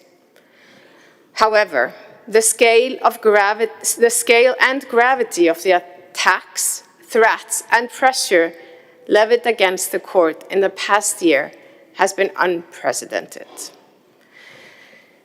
The Government of Iceland recognizes the exceptionally difficult circumstances in which the court is currently operating. We recognize the extreme burdens that are being borne by the court's officials, its staff, and those who cooperate with the court. Their resilience, courage, and dedication to the mission of the court under grave pressure has been exemplary. We express profound gratitude to all those who endure in these circumstances. Your efforts keep the light of justice lit and the fight against impunity alive. Madam Vice President, the Government of Iceland is deeply concerned about hostile actions taken against the court. We renew our call on all states to respect its independence and impartiality. While prospects for international peace and security are deteriorating, we are heartened that at this Assembly, we stand alongside other states parties in solidarity with the court. It is of fundamental importance that we rise to this challenge and act effectively as a shield for the ICC, so that it can continue to act as our shield from atrocity crimes. Securing that protection depends on continuing to strengthen the robustness of the court as an institution and its jurisdiction. We recognize the outcome of this summer's special session, whereby the Assembly committed itself to the aim of strengthening the jurisdiction of the court over the crime of aggression, as an important step. Iceland will contribute constructively to the process ahead, ensuring that those who commit the most serious crime against international peace and security can be held to account. We arrive at this Assembly eager for dialogue among states parties on how we can continue to strengthen the court's resilience and protect it from hostile external interference. We recognize the value of wider dialogue with non-state parties, emphasizing that our guiding light must always be the principles and values enshrined in the Rome Statute. What is not up for discussion is the pledge we have all made to guarantee lasting respect for international justice and its enforcement. Our fight against impunity is more critical than ever. At the core of this pledge is our unwavering commitment to the integrity, independence, and impartiality of the ICC. I thank you. Thank you very much for your intervention. I now recognize Mr. Tobias Schell. He's the head of the legal department and principal legal advisor at the Ministry of Foreign Affairs and European Affairs, Defense, Cooperation, and Foreign Trade of Luxembourg. You have the floor. Thank you, Madam Vice President. Madam Vice President, Luxembourg fully endorses the statement made by the European Union. I would simply wish to round it out with some considerations on in my national capacity. I wish to congratulate the President and the Vice Presidents of the Assembly, the President of the Court, and all of the staff of the Court for their hard work, their dedication. I wish to reiterate to them our steadfast support. We welcome the work achieved by the court over this past year, especially in a context where we've seen an enhanced workload and a trying operational environment, at sometimes even a hostile one. Now, the court is an essential element in our fight against impunity and abiding by a rules-based system in keeping with International Criminal Court, international humanitarian law, and the rule of law. So the court is a concrete translation of our commitment to this global order. Luxembourg remains a steadfast defender of the court. We reaffirm our determination to uphold and defend the principles enshrined in the statute to protect the independence of the court and to preserve its integrity. Unfortunately, we must acknowledge that the court continues to face threats, intimidation, and concrete measures against it that undermine its security and undermine its integrity. Luxembourg remains firmly opposed to any attempt to discredit the court and to hinder its work. We condemn any threat, attack, or political interference, including sanctions or similar coercive measures directed against the court, its personnel, and those that cooperate with the court, including members of civil society. Luxembourg welcomes and appreciates the court's efforts to enhance its resilience. We're grateful to the staff of the President and the Registrar for their tireless work in order to achieve this.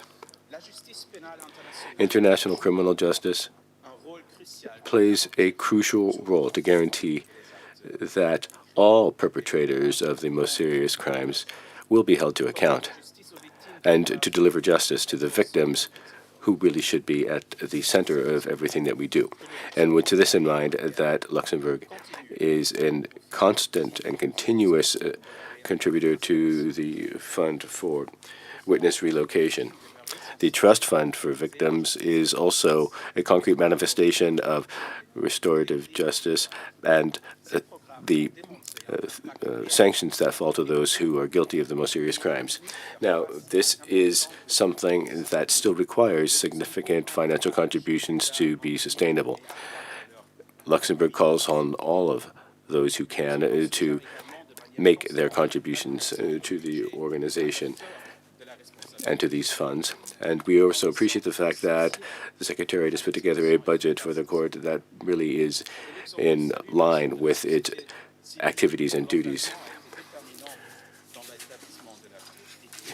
We believe that the principles that led to the Rome Statute and the establishment of the court must be upheld, again, to uphold its integrity and its independence. And we would urge all states to cooperate without reservations with the court, including when it comes to honoring the entirety of their obligations under the Rome Statute, and in particular when it comes to executing all of the orders issued by the court.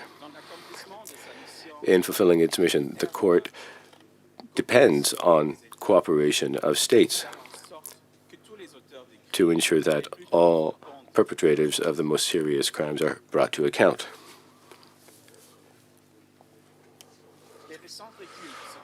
But there's been backsliding here, and that is regrettable. It clearly illustrates the need for our collective efforts to be renewed in order to bolster the Rome Statute system even further. This same thing can be said about all of the arrest warrants issued by the court. Luxembourg would remind those states that have not done so, when we would urge them to do so, along with all of the amendments of the Rome Statutes. We also support the review of the Kampala amendments in order to rethink the jurisdiction of the court, so that the crime of aggression can be read on in line with all of the other crimes set forth in the statute. Madam Vice President, the court is going through a critical point in its history, and it will have an impact on the years that lie ahead. We must make sure that the court gets the support that it needs from us in order to address the current and future challenges. Luxembourg is determined to continue working with the court and all other stakeholders in order to make sure that our fight to put an end to impunity will succeed and to make progress in the work of the court. Thank you. Thank you for that statement, Mr. Director. And I now give the floor to Mr. Claudio Troncoso Repeto, the Director General of Legal Affairs at the Ministry of Foreign Affairs of Chile. You have the floor.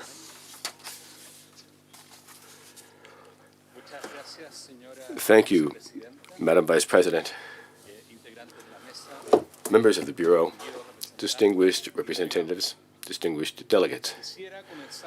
I would like to begin by congratulating the President of the Assembly, Madam Paisi Kaukoranta, and the Vice Presidents, Ambassador Michael Imram and Ambassador Margarita Ngasangana, for the work that they've done over the past year.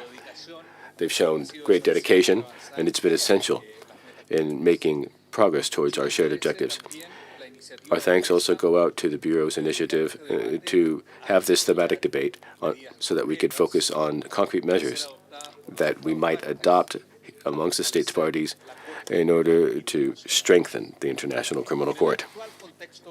Against the current global backdrop, where we see that multilateralism is facing considerable tensions, defending the court is critical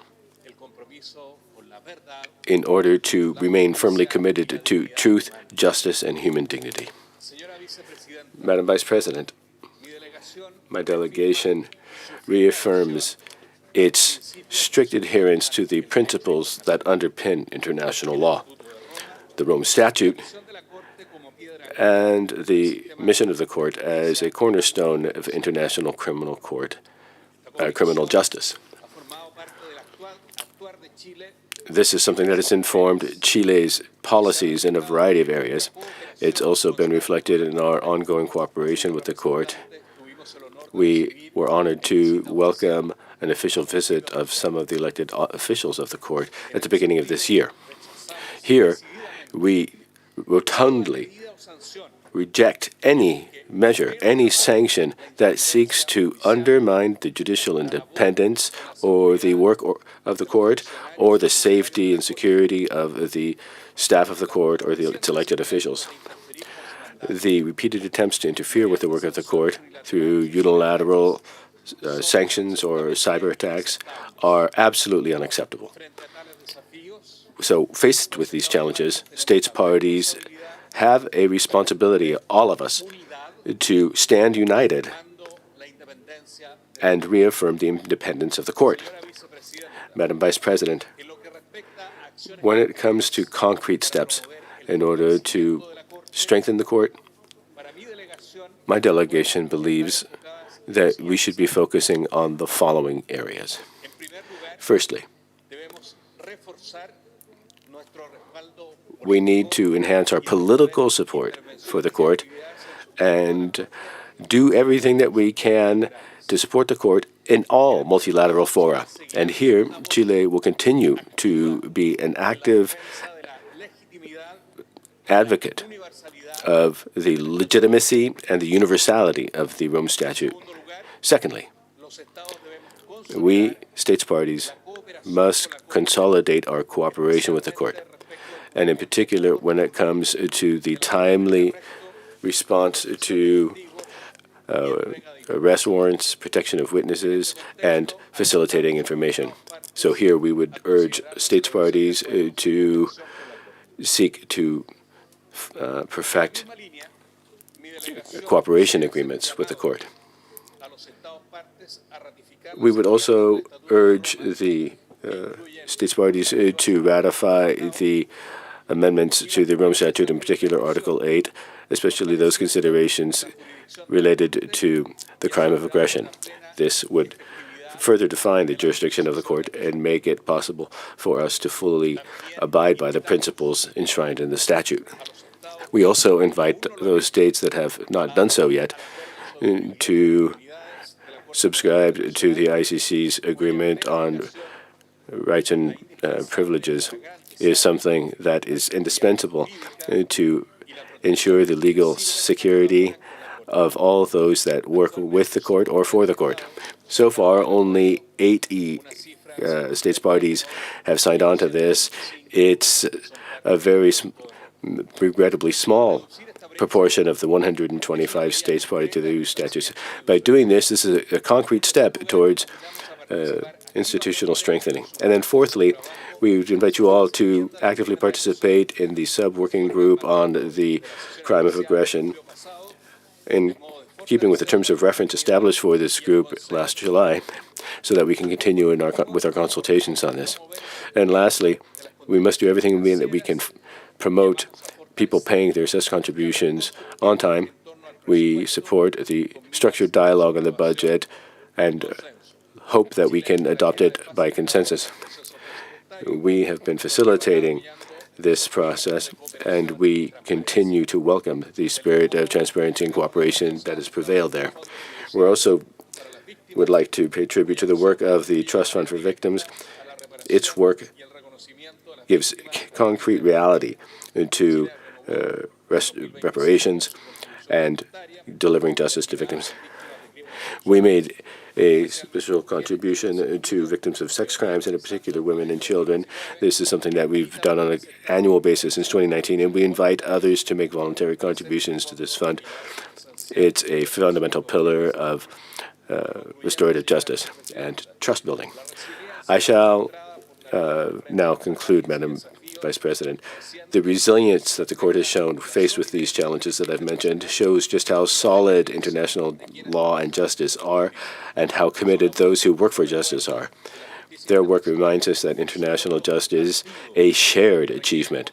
It's something that requires political commitment, consistency, and sustained cooperation.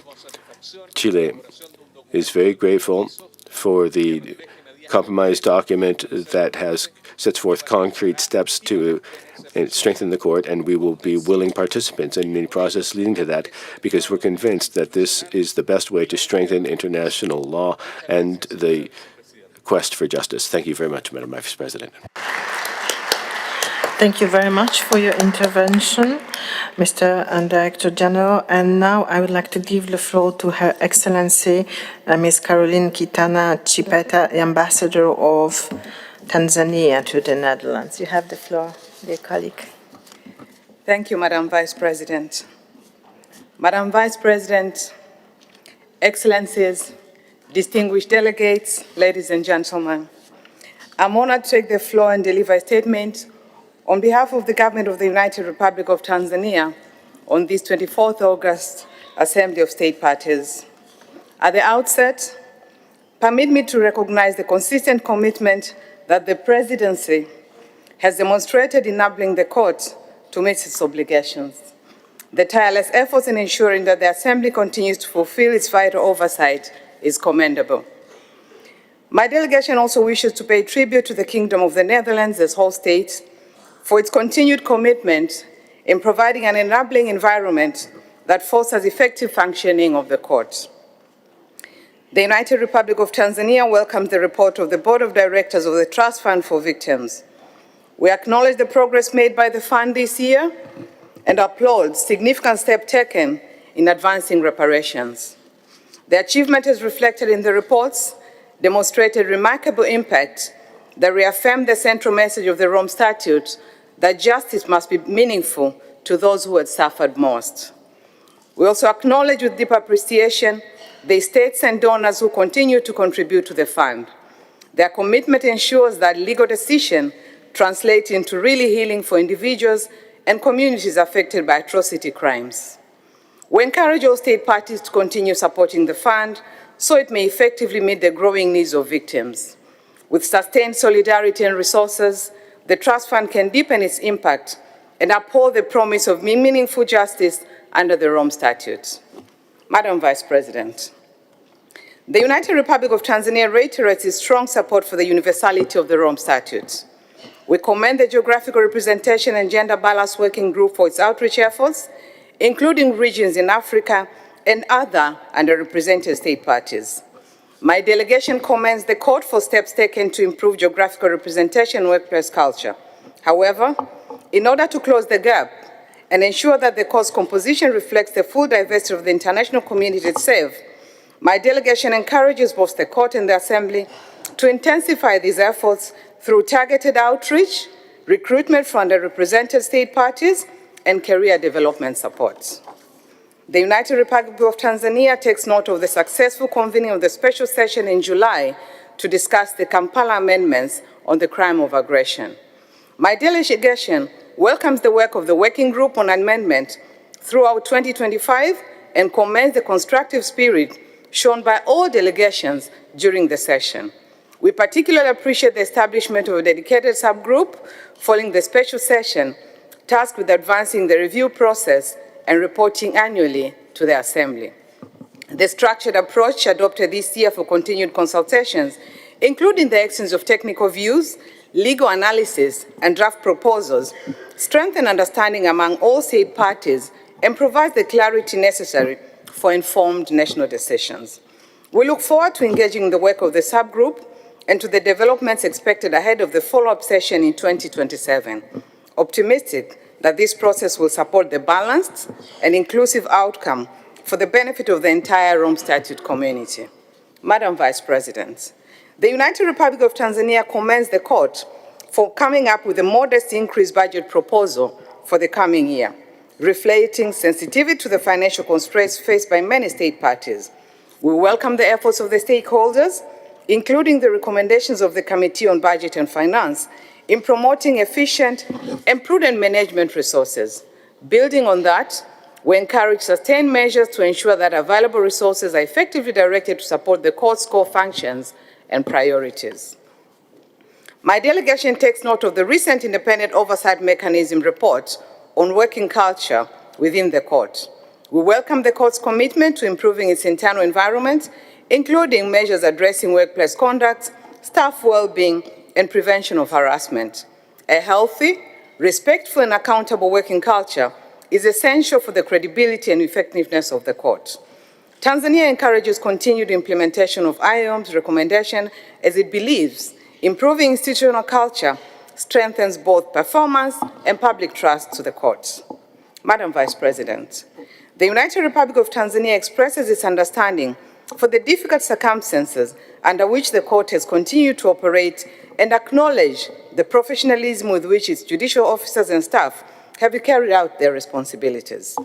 Drawing from discussions held within the working group of the Bureau, we encourage continued constructive engagement among all stakeholders with a view to supporting the court's stability, resilience, and commitment to the principles of the Rome Statute. My delegation commends the court for the swift responses of its organs in mitigating potential disruptions caused by cybersecurity incidents. With a special fund for security established, continued implementation of the measures in place, as well as dedicated support of the state parties, we are positive that the threats we face can effectively be addressed. In conclusion, Madam President, the United Republic of Tanzania reaffirms its steadfast commitment to the Rome Statute and the work of the court. We believe the court's strength depends on the continued support from state parties and the trust of the international community. Together, through dialogue and cooperation, we can ensure that the court remains a trusted pillar of international justice. I thank you, Madam Vice President. Excellency, thank you very much for your intervention. And I would like to give the floor now to His Excellency Mr. Andres Terán Paral, Ambassador of Ecuador to the Netherlands. You have the floor, Andres. Madam Vice President, Excellencies, distinguished delegates, representatives of civil society.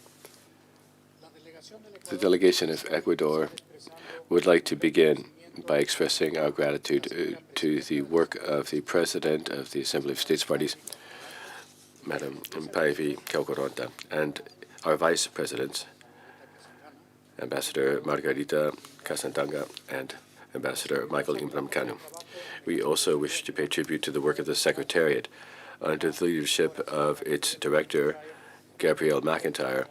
It's made a decisive contribution to the successful organization of this event. My delegation also wishes to pay tribute to the President of the Court, Judge Tomoko Akane, and the Vice Presidents, Judge Rosario Salvatore Aitala and Judge Reini Alapini Gansu. Furthermore, we appreciate the dedicated hard work of the Prosecutor's Office, and we also are grateful to Osvaldo Savala Giler, the Secretary of the Court. He's played a fundamental, efficient, and creative role in the economic and administrative management of the institution, especially in the current atmosphere of headwinds. Madam Vice President, Ecuador reiterates its firm support to the independent and impartial work done by the institution. We believe that the court should be able to do its work free from any political pressure or any type of measure or coercive measure or any type of threat that could stand in the way of its getting its job done, hinder its investigations, or undermine its judicial independence.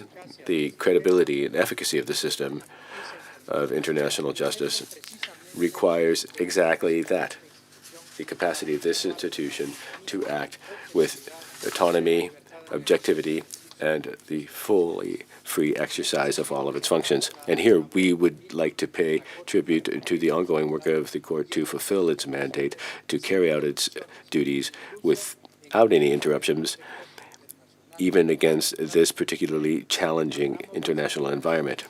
We appreciate the efforts that have been sustained to maintain its independence and to strengthen its operational capacity, while at the same time guaranteeing that international justice continues to make progress despite the rising challenges it faces. Madam Vice President, the delegation of Ecuador would like to say that cooperation is a fundamental pillar for the effective functioning of international criminal justice system. It's only with a coordinated and determined effort that we will be able to enhance the capability of the court and to ensure the full implementation of the Rome Statute. Here, we would like to pay tribute to all of those who've been working to achieve the universality of the system. The statute can only be truly effective if we have a truly global adherence to this fight against impunity and for justice. We appreciate the structured dialogue between the states that are parties and those that are not. This is something that should be an ongoing effort within the framework of international law and with full respect for the provisions contained in the statute. We believe that this should be a diplomatic exercise towards building bridges, channels of communication in order to promote the universality of the statute and thereby contribute to strengthening the multilateral system of justice. Madam Vice President, when it comes to the annual budget of the court, my delegation believes that we should have efficient use of the resources, both financial and human, without having significant increases. Here, we appreciate the court's efforts to put forward a transparent and sensible proposal in light of the financial difficulties that many states parties are facing, especially in the era of the challenges the institution is facing, including those sanctions that have been imposed on some of the elected officials and these persistent cyber attacks against the court. Here we believe that the court should have a budget that enables it to strengthen its capacity, its institutional resilience to protect its integrity, and to make sure that it can have business continuity in carrying out its mandate. To conclude, Ecuador stands by the fundamental role that the court plays in protecting the rule of law internationally, the fight against impunity, and the guarantee of justice for the victims of the most serious crimes of international concern that fall within the jurisdiction of the court. We would reaffirm that having an independent, effective, and fully supported court by all states parties is something that is necessary so that these crimes do not go unpunished and so that the victims get the reparations that they deserve. Here, my country wishes to reiterate its commitment to the Rome Statute system and fostering international criminal justice that leads to peace, accountability, and human dignity. Thank you. Thank you very much, Excellency, and thank you for your kind words addressed to the presidency. And now I would like to give the floor to Mr. Emil Kishmerov, Charge d'Affaires at the Embassy of Bulgaria in The Hague. You have the floor. Thank you, Madam President. Madam President, distinguished members of the Court, Excellencies, ladies and gentlemen, the Republic of Bulgaria aligns itself with the statement delivered on behalf of the European Union and would like to make the following comments in its national capacity. I would like to begin by recognizing the hard efforts and the dedication of the President of this Assembly, Mr. Pevi Kalkuranta, the President of the International Criminal Court, Judge Tumaku Akante, the Registrar, Mr. Osvaldo Zaval Aguilar, and all the officials and staff of the Court for fulfilling the mandate of the ICC in these difficult circumstances. Under the current presidency, the Court has managed to remain steadfast in the face of continued challenges and to uphold the international law. The International Criminal Court is a cornerstone of the international criminal justice, and its contribution to a lasting and sustainable peace must be preserved. The continuously increasing workload of the Court clearly demonstrates the relevance of the ICC in the fight against impunity. Bulgaria remains a firm supporter of a balanced and impartial court. We would like to reiterate that the ICC should be able to carry its mandate independently and without intimidation or attempts to undermine its integrity. In this regard, we express our deep concern over recent cyber attacks and sanctions against the court and its officials. We oppose the instrumentalization of the ICC as it endangers the credibility and the effectiveness of the international legal system. Madam President, the foundational principle of complementarity remains key in guiding the Court's work. The International Criminal Court is intended to complement, not to replace, national criminal systems. The cooperation of state parties and the international community is vital for the effective fulfillment of the Court's mandate. Bulgaria attaches great importance to the adequate funding of the ICC, and we call upon the states in arrears to settle their outstanding contributions. We commend the work of the Trust Fund for Victims in delivering reparative justice to victims and their families. We support the court's focus on compensation and rehabilitation to victims. Bulgaria notes the outcome of the special session on the review of the amendments on the crime of aggression that took place in July. The adoption of the resolution by consensus was the result of a continuous dialogue between the state parties. The universalization of the Rome Statute is essential for its strengthening and for the global fight against impunity. We welcome Ukraine as the most recent state party as of 1st of January 2025. As the international rules-based order is facing a myriad of challenges, the International Criminal Court needs to remain a beacon of hope and justice. We stand behind it in carrying out its mandate to achieve accountability for the most serious international crimes. Thank you for your attention. Thank you very much for your intervention. And now I give the floor to Her Excellency Ms. Franca Deza Ferracio, Ambassador of Peru to the Netherlands. You have the floor, Ambassador. Thank you. Señora Vice Madam Vice President to the Assembly of States Parties, Madam President of the ICC, honorable members of the Bureau, distinguished delegates and members of civil society who are with us here. I wish you all a very good afternoon. I wanted to start my statement today by recognizing the presidency and vice presidency for all of their outstanding work in this session. We want to extend our recognition also to the Secretariat's team for all the work that they've done preparing this session of the Assembly. Peru wants to publicly state outright and loudly its firm support to the International Criminal Court, this impartial, independent court that is a key aspect in a rule-based international order.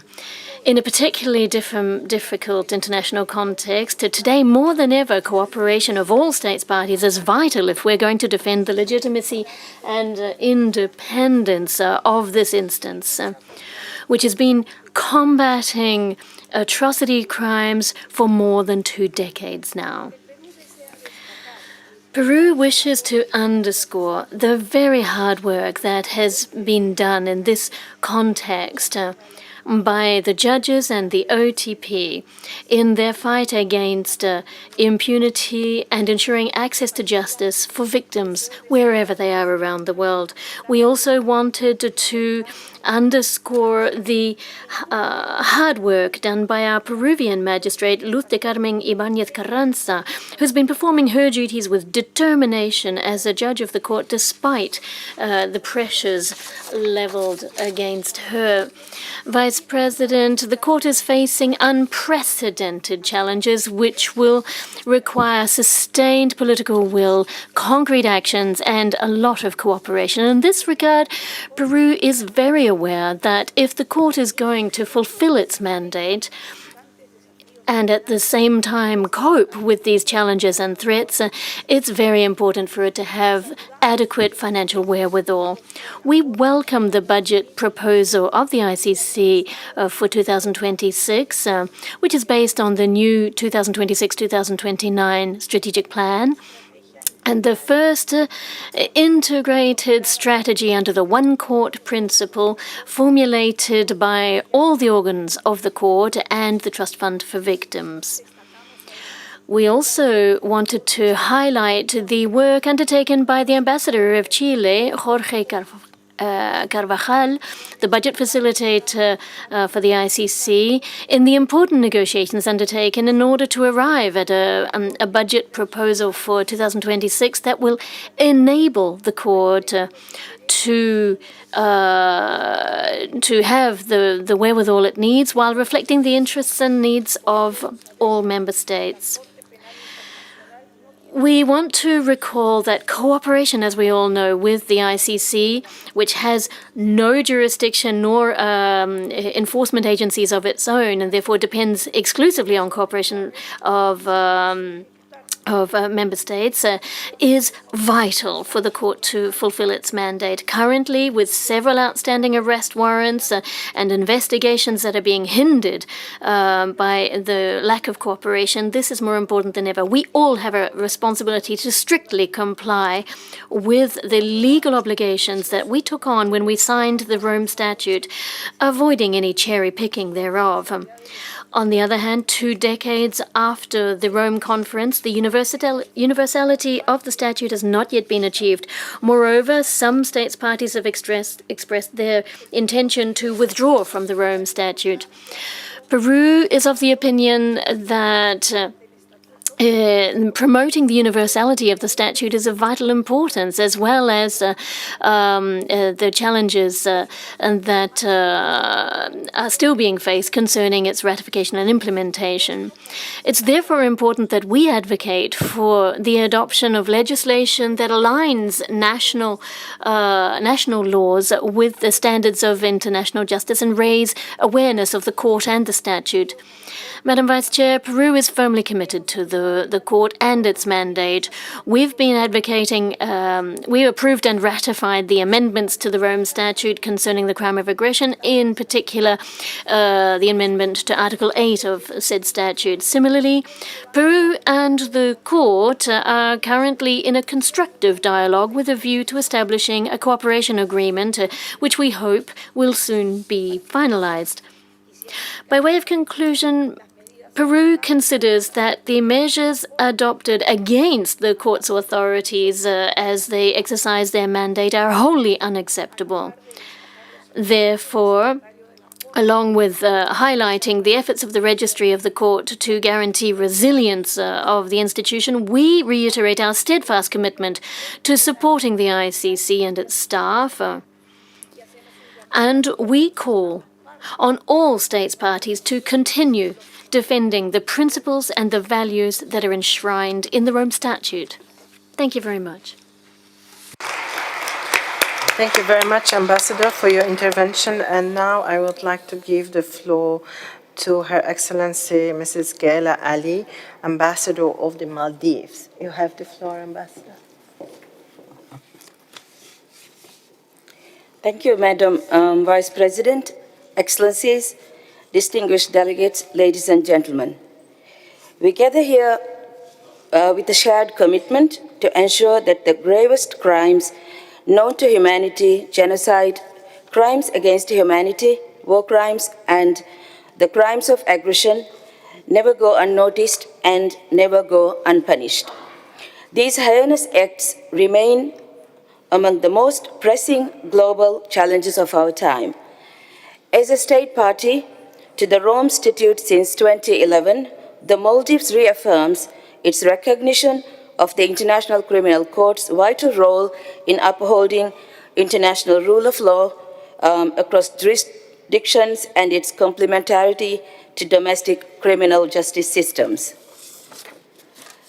The Maldives also recognizes the role of ICC in delivering justice and accountability for crimes against humanity, genocide, and war crimes. Central to this mission is ensuring that victims of these crimes are heard, their suffering acknowledged, and their rights to justice and reparations fully realized. The ICC's work must always remain grounded in the experiences and needs of those who have endured unimaginable atrocities. Further, the Maldives recognizes the vital role of the Trust Fund for Victims in providing reparations and assistance to victims and their families, and we encourage continued support for this essential mechanism. This aligns fully with the Maldives' commitment to uphold international law, respect human rights, and maintain peace and security.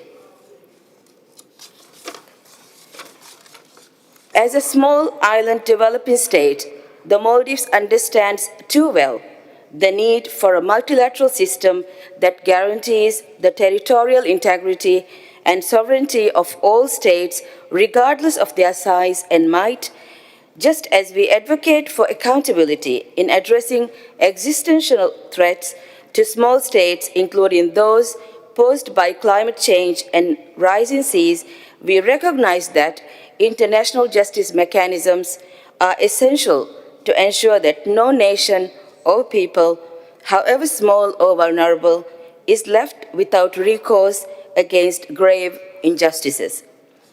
In this respect, the government of Maldives reaffirms its unwavering support for the Palestinian people and calls upon the international community to act urgently and decisively to end the ongoing atrocities and to ensure full and immediate adherence to the ceasefire agreement. We hold steadfast to our assertion that a lasting peace can only be achieved through the securement of a Palestinian state based on the pre-1967 borders with East Jerusalem as its capital. The Maldives fully supports the International Criminal Court in its efforts to investigate alleged crimes committed against the Palestinian people. We also reiterate our commitment to uphold and defend the principles and values enshrined in the Rome Statute and to preserve its integrity from any political interference and pressure against the court, its officials, and those cooperating with it. We renew our resolve to stand united against impunity. The Maldives looks forward to further strengthen its relationship with ICC. I thank you, Madam Vice President.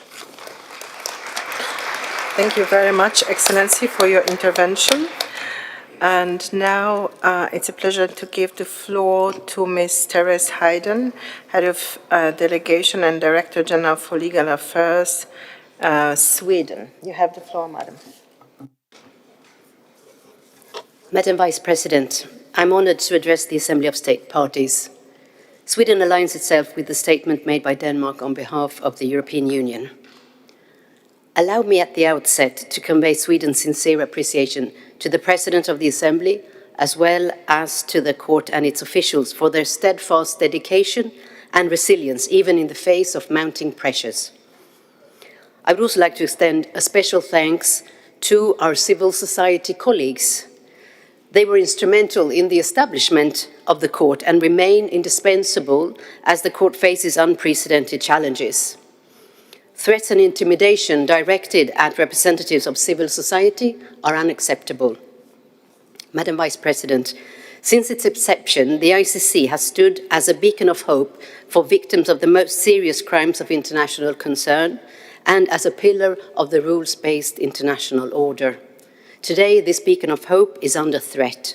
Threats, attacks, sanctions directed against officials of the court are unacceptable. The court, its elected officials, and those cooperating with it have faced arrest warrants, cyber attacks, and other threats, simply for carrying out the mandate that we, as state parties, entrusted them. Such actions pose an existential threat to the ICC and require our collective efforts in defending the integrity, independence, and impartiality of the court. In this regard, we welcome this year's special theme for the general debate on measures to strengthen the court, and we commend the court's officials and the staff for the decisive measures already taken. Madam Vice President, despite external pressures on the court, expectations for it to deliver justice have grown even higher. The court is handling a record number of requests and an increased workload. Enhancing the governance of the court is therefore of utmost importance against this backdrop. Throughout the review of the court and the Rome Statute system, Sweden prioritized the working environment at the court. We appreciate the progress made and welcome further efforts. Improving the work culture is crucial for the efficiency and resilience of the court. Allegations of misconduct as against ICC officials must be thoroughly investigated and addressed in a transparent manner. Madam Vice President, states' full cooperation with the court is essential for its ability to carry out its mandate. There are at present a record number of outstanding arrest warrants for fugitives from international justice that must be executed without delay. The court's success depends on the timely payment of assessed contributions. We urge all state parties to pay their contributions on time and in full this year. We also call on others to join in contributing the Trust Fund for Victims. This fund is a cornerstone of the reparative justice for victims and relies on voluntary contributions to its mandate. Madam Vice President, Sweden warmly congratulates Ukraine on becoming the 125th state party of the Rome Statute this year. We hope that all states that have not yet done so will join the Rome Statute, and we deeply regret the recent withdrawals from the Rome Statute that have been announced and urge the concerned states to reconsider their decisions. Universality is a crucial aspect of ensuring accountability. While we had hoped for full harmonization, Sweden welcomes the consensus-based outcome of the special session of the review of the amendments of the crime of aggression. We look forward to engaging actively in the process leading up to 2029 with the aim of achieving harmonization. Madam Vice President, Sweden reaffirms its unwavering commitment to the International Criminal Court. The court's core purpose is clear: to ensure that the gravest crimes do not go unpunished and that justice is delivered to victims. In defending this mandate, we defend the very foundation of the rules-based international order. Thank you. I thank you for your intervention, Madam Director General. And now I would like to invite to take the floor His Excellency Mr. Christian Werner-Wesser, Ambassador, Permanent Representative of Liechtenstein to the United Nations. You have the floor, Ambassador. Thank you very much, Madam Vice President. I wish to thank President Kaukoranta for her strong leadership in a very difficult time. She has governed state parties with a steady hand, guided by a principled belief in the rule of law. This is the most turbulent time in the lifespan of the ICC, and we as state parties will continue to require her sense of purpose in addressing the challenges facing the court, including with respect to the ongoing investigation of alleged sexual misconduct by the chief prosecutor. As we gathered today, the ICC is under unprecedented pressure. Sanctions measures from 2 permanent members of the United Nations Security Council have been imposed on 6 judges, the entire leadership of the prosecutor's office, and 3 civil society organizations. Liechtenstein has joined various statements opposing such measures, and I express our solidarity with the senior officials of the court who have been sanctioned simply for doing the work that we have asked them to do. We all owe them gratitude for their sacrifice, but more importantly, concrete support enabling them to carry on with their lives, at least with a semblance of normalcy. We hope that this assembly session will help galvanize efforts to ensure business continuity of the court. Also, if conditions were to become even more difficult than they presently are, a scenario for which, unfortunately, we have to be prepared. We as state parties should be able to complement the admirable resilience work that the court has undertaken in the last few months to ensure the continuation of its judicial work. The ICC is no stranger to adversity. Its mandate to prosecute those with the largest responsibility for the most serious crimes under international law makes it an obvious target for those who are uncomfortable with the central message of the Rome Statute, that nobody is above the law. At this moment in history, where international law as the concept underlying the international order is under attack, protecting the mandate and mission of the court becomes ever more relevant and can resonate even with states who have not yet decided to join the Rome Statute. Effective and independent judicial institutions are indispensable for the functioning of the rule of law, nationally and internationally, and the ICC is a key building block of the international order in this respect. Madam President, upholding the independence of the court must be a key goal for us. In addition, the court does of course require the operational support from state parties to fulfill the high expectations we have placed in it. A key practical aspect is reliable financial support, both through the allocation of sufficient resources and the timely payment of assessed contributions. Liechtenstein is following up on the call from the registry with respect to early payments to the regular budget for 2026, and we are looking forward to paying our contribution before the end of the calendar year. We have also significantly increased our annual contribution to the Trust Fund for Victims, which now stands at 50,000 Swiss francs. In addition, practical cooperation is equally important for the court to be operational in line with the obligation we all have undertaken when ratifying the Rome Statute. The documented instances of non-cooperation are therefore worrying, and we hope that the follow-up actions taken will lead to a more positive situation when we gather next year in New York. Along similar lines, we note with concern the announced withdrawals from the Rome Statute by a number of state parties and welcome the efforts undertaken to engage in a dialogue with them. We must not be deterred in our efforts to promote universality of the Rome Statute, though, and try to make the best of the new opportunities that have been created in this respect.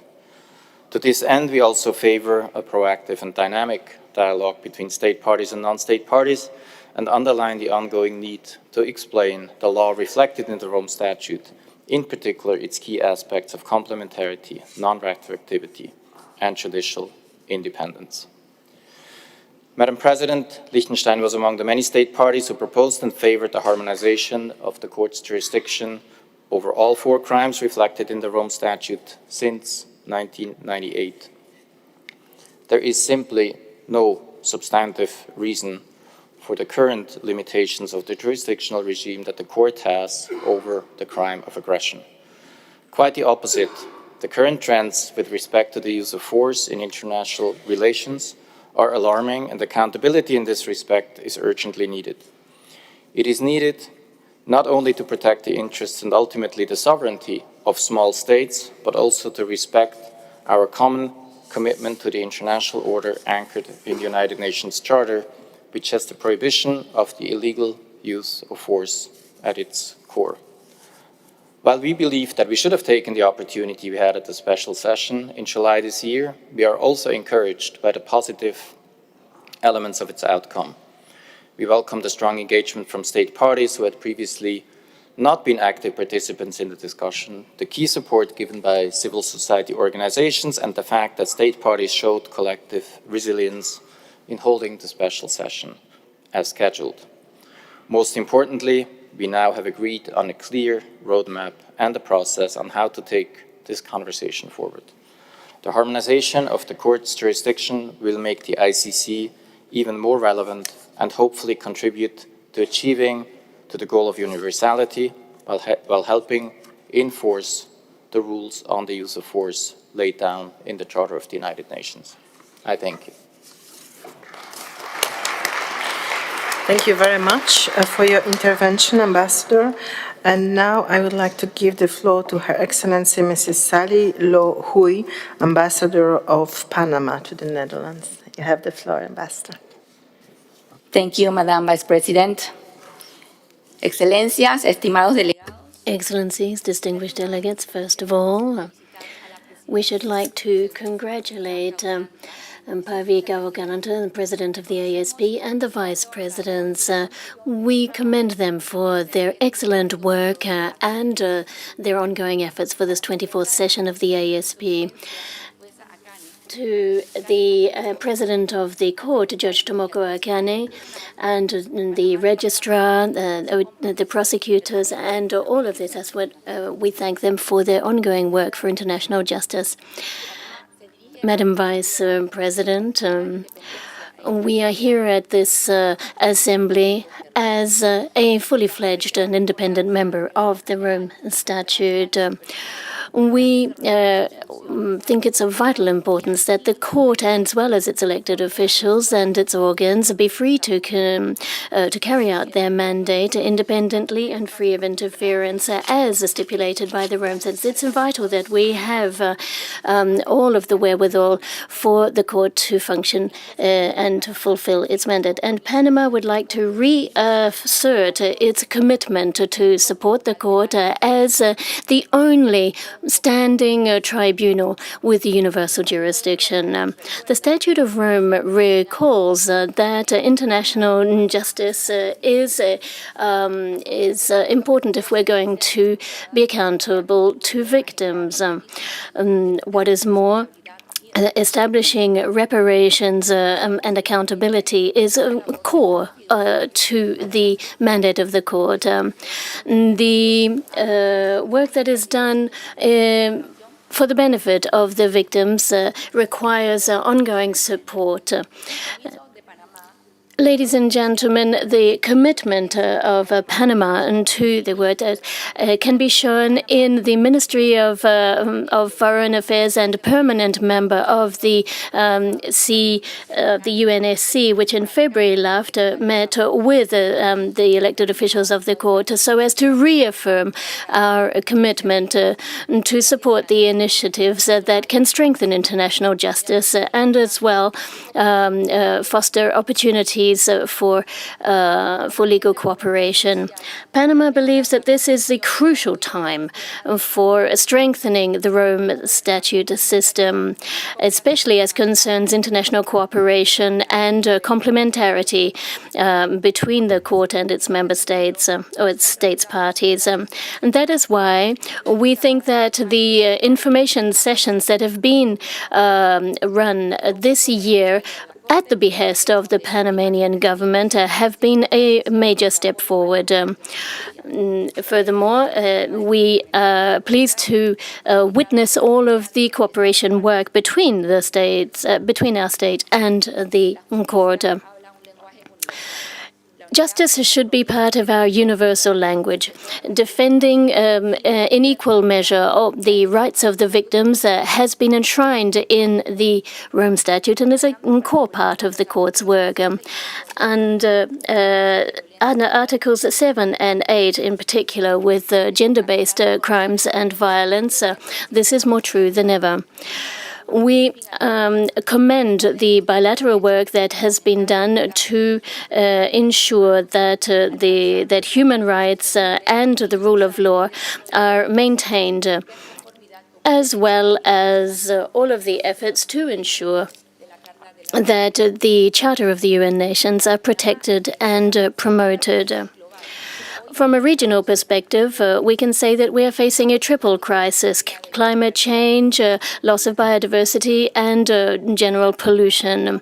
These threats know no boundaries, and we feel that more accountability is required.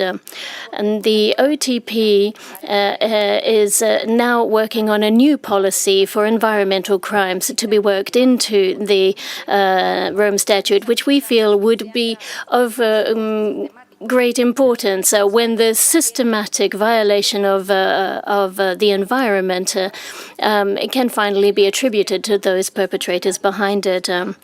Any sanctions or interference against the elected officials or staff of the court are unacceptable.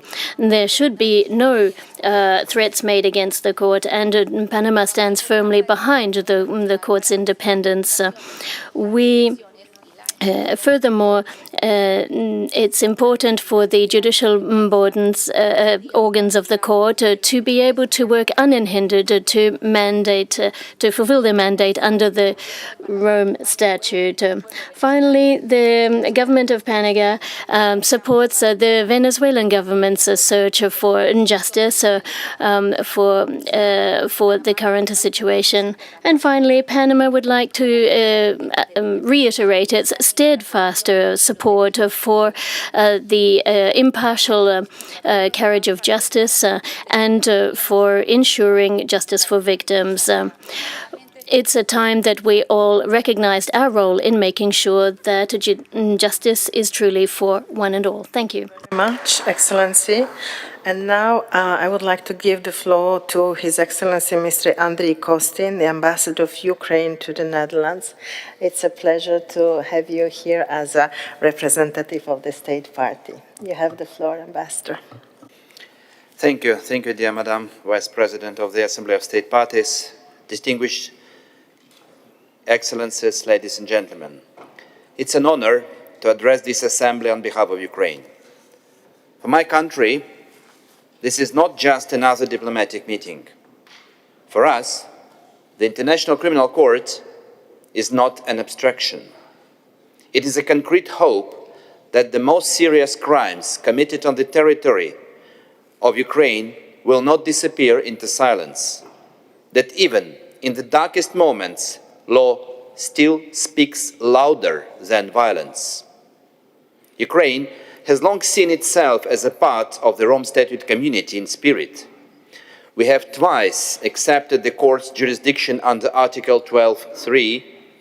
We have aligned our legislation, cooperated fully with the Office of the Prosecutor, and placed our trust in this institution. Our clear political will has been completed by taking our rightful place within the Rome Statute family as a state party. We are deeply grateful to all states that have supported the court's engagement with the situation in Ukraine, including through referrals and public expressions of support, through financial and technical assistance, and through the difficult political work of defending the court when it comes under pressure. This solidarity is not only support for Ukraine, it is the support for the core idea that no state and no individual is above the law. Allow me to share how the court is viewed today in Ukrainian society. For many of our people, the court has become a symbol that the international community sees their suffering and that this suffering has legal meaning. When investigators arrive in destroyed towns and villages, when victims are interviewed according to strict standards of evidence, when they see that their story becomes part of an official record, this sends a powerful message. What happened to them is not collateral damage. It is potentially a crime, and someone may one day answer for it. This perception of the court as an ally in our fight for justice is invaluable. It strengthens trust in international law at a time when that trust is under severe stress. It reassures victims that there is a path, however long, from atrocity to accountability. We therefore wish to express our sincere thanks to the court, to the Office of Prosecutor, to the Registry and Trust Fund for Victims for their work on the situation in Ukraine and for the spirit of genuine partnership that we experience in our daily cooperation. We are grateful for the many practical instances of support, from coordination to investigative work, to assistance with evidence preservation and witness protection, to strategic advice that helps us strengthen our own national capacities. This cooperation also extends to broader accountability efforts, including work related to the establishment of the Special Tribunal for the Crime of Aggression against Ukraine. For Ukraine, the crime of aggression is not an abstract legal category. It is the original crime, the gateway through which the other atrocities have become possible. The proposed special tribunal is designed to fill a specific accountability gap in the current international legal architecture. It is not intended to compete with the court, but to complement it. The ICC, bound by its statute, faces clear jurisdictional limitations with regard to the crime of aggression in situations involving non-state parties. A dedicated tribunal focused narrowly on this crime with strong international participation and grounded in existing international law, would help to ensure that those who planned and launched an illegal war are not shielded by legal technicalities. In our view, a future special tribunal and the ICC can and should be seen as parts of a wider system, each with its own mandate and strengths, but united by the same purpose: to delegitimize aggression and to end impunity for the gravest crime of concern to the international community as a whole. We're committed to designing any such mechanism in a way that respects and reinforces the central role of this court. Excellencies, Ukraine today is defending not only its territory and its people. We are also defending the international legal system that all of us in this room have built over decades. The prohibition of the use of force, the protection of civilians, the basic rules of warfare, and the idea that serious violations of these rules are crimes, not just political issues. If impunity prevails in Ukraine, it will not stay in Ukraine. Other potential aggressors will draw their own conclusions. That is why our struggle for justice is inseparable from the struggle to uphold the Rome Statute system and the broader rule-based order. We therefore reaffirm our strong support for the court, for its independence, for its impartiality, for its ability to investigate and prosecute without fear or favor, wherever the statute allows it to act. We will continue to cooperate with the court in good faith, to facilitate its work on our territory, to support efforts to strengthen national capacity to prosecute Rome Statute crimes, and to advocate, both at home and abroad, for full respect of the court's mandate.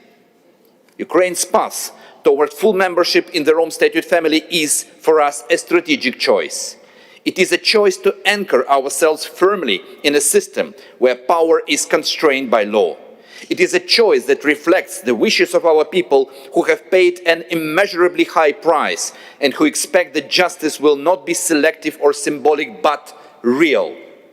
In closing, I wish to thank the Assembly, the Court and all states that continue to stand with Ukraine not only in our defense but in our pursuit of accountability.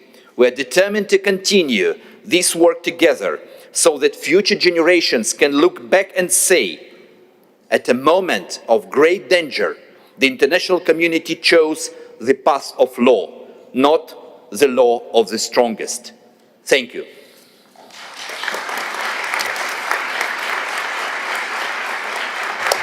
I thank you very much for your intervention, Ambassador.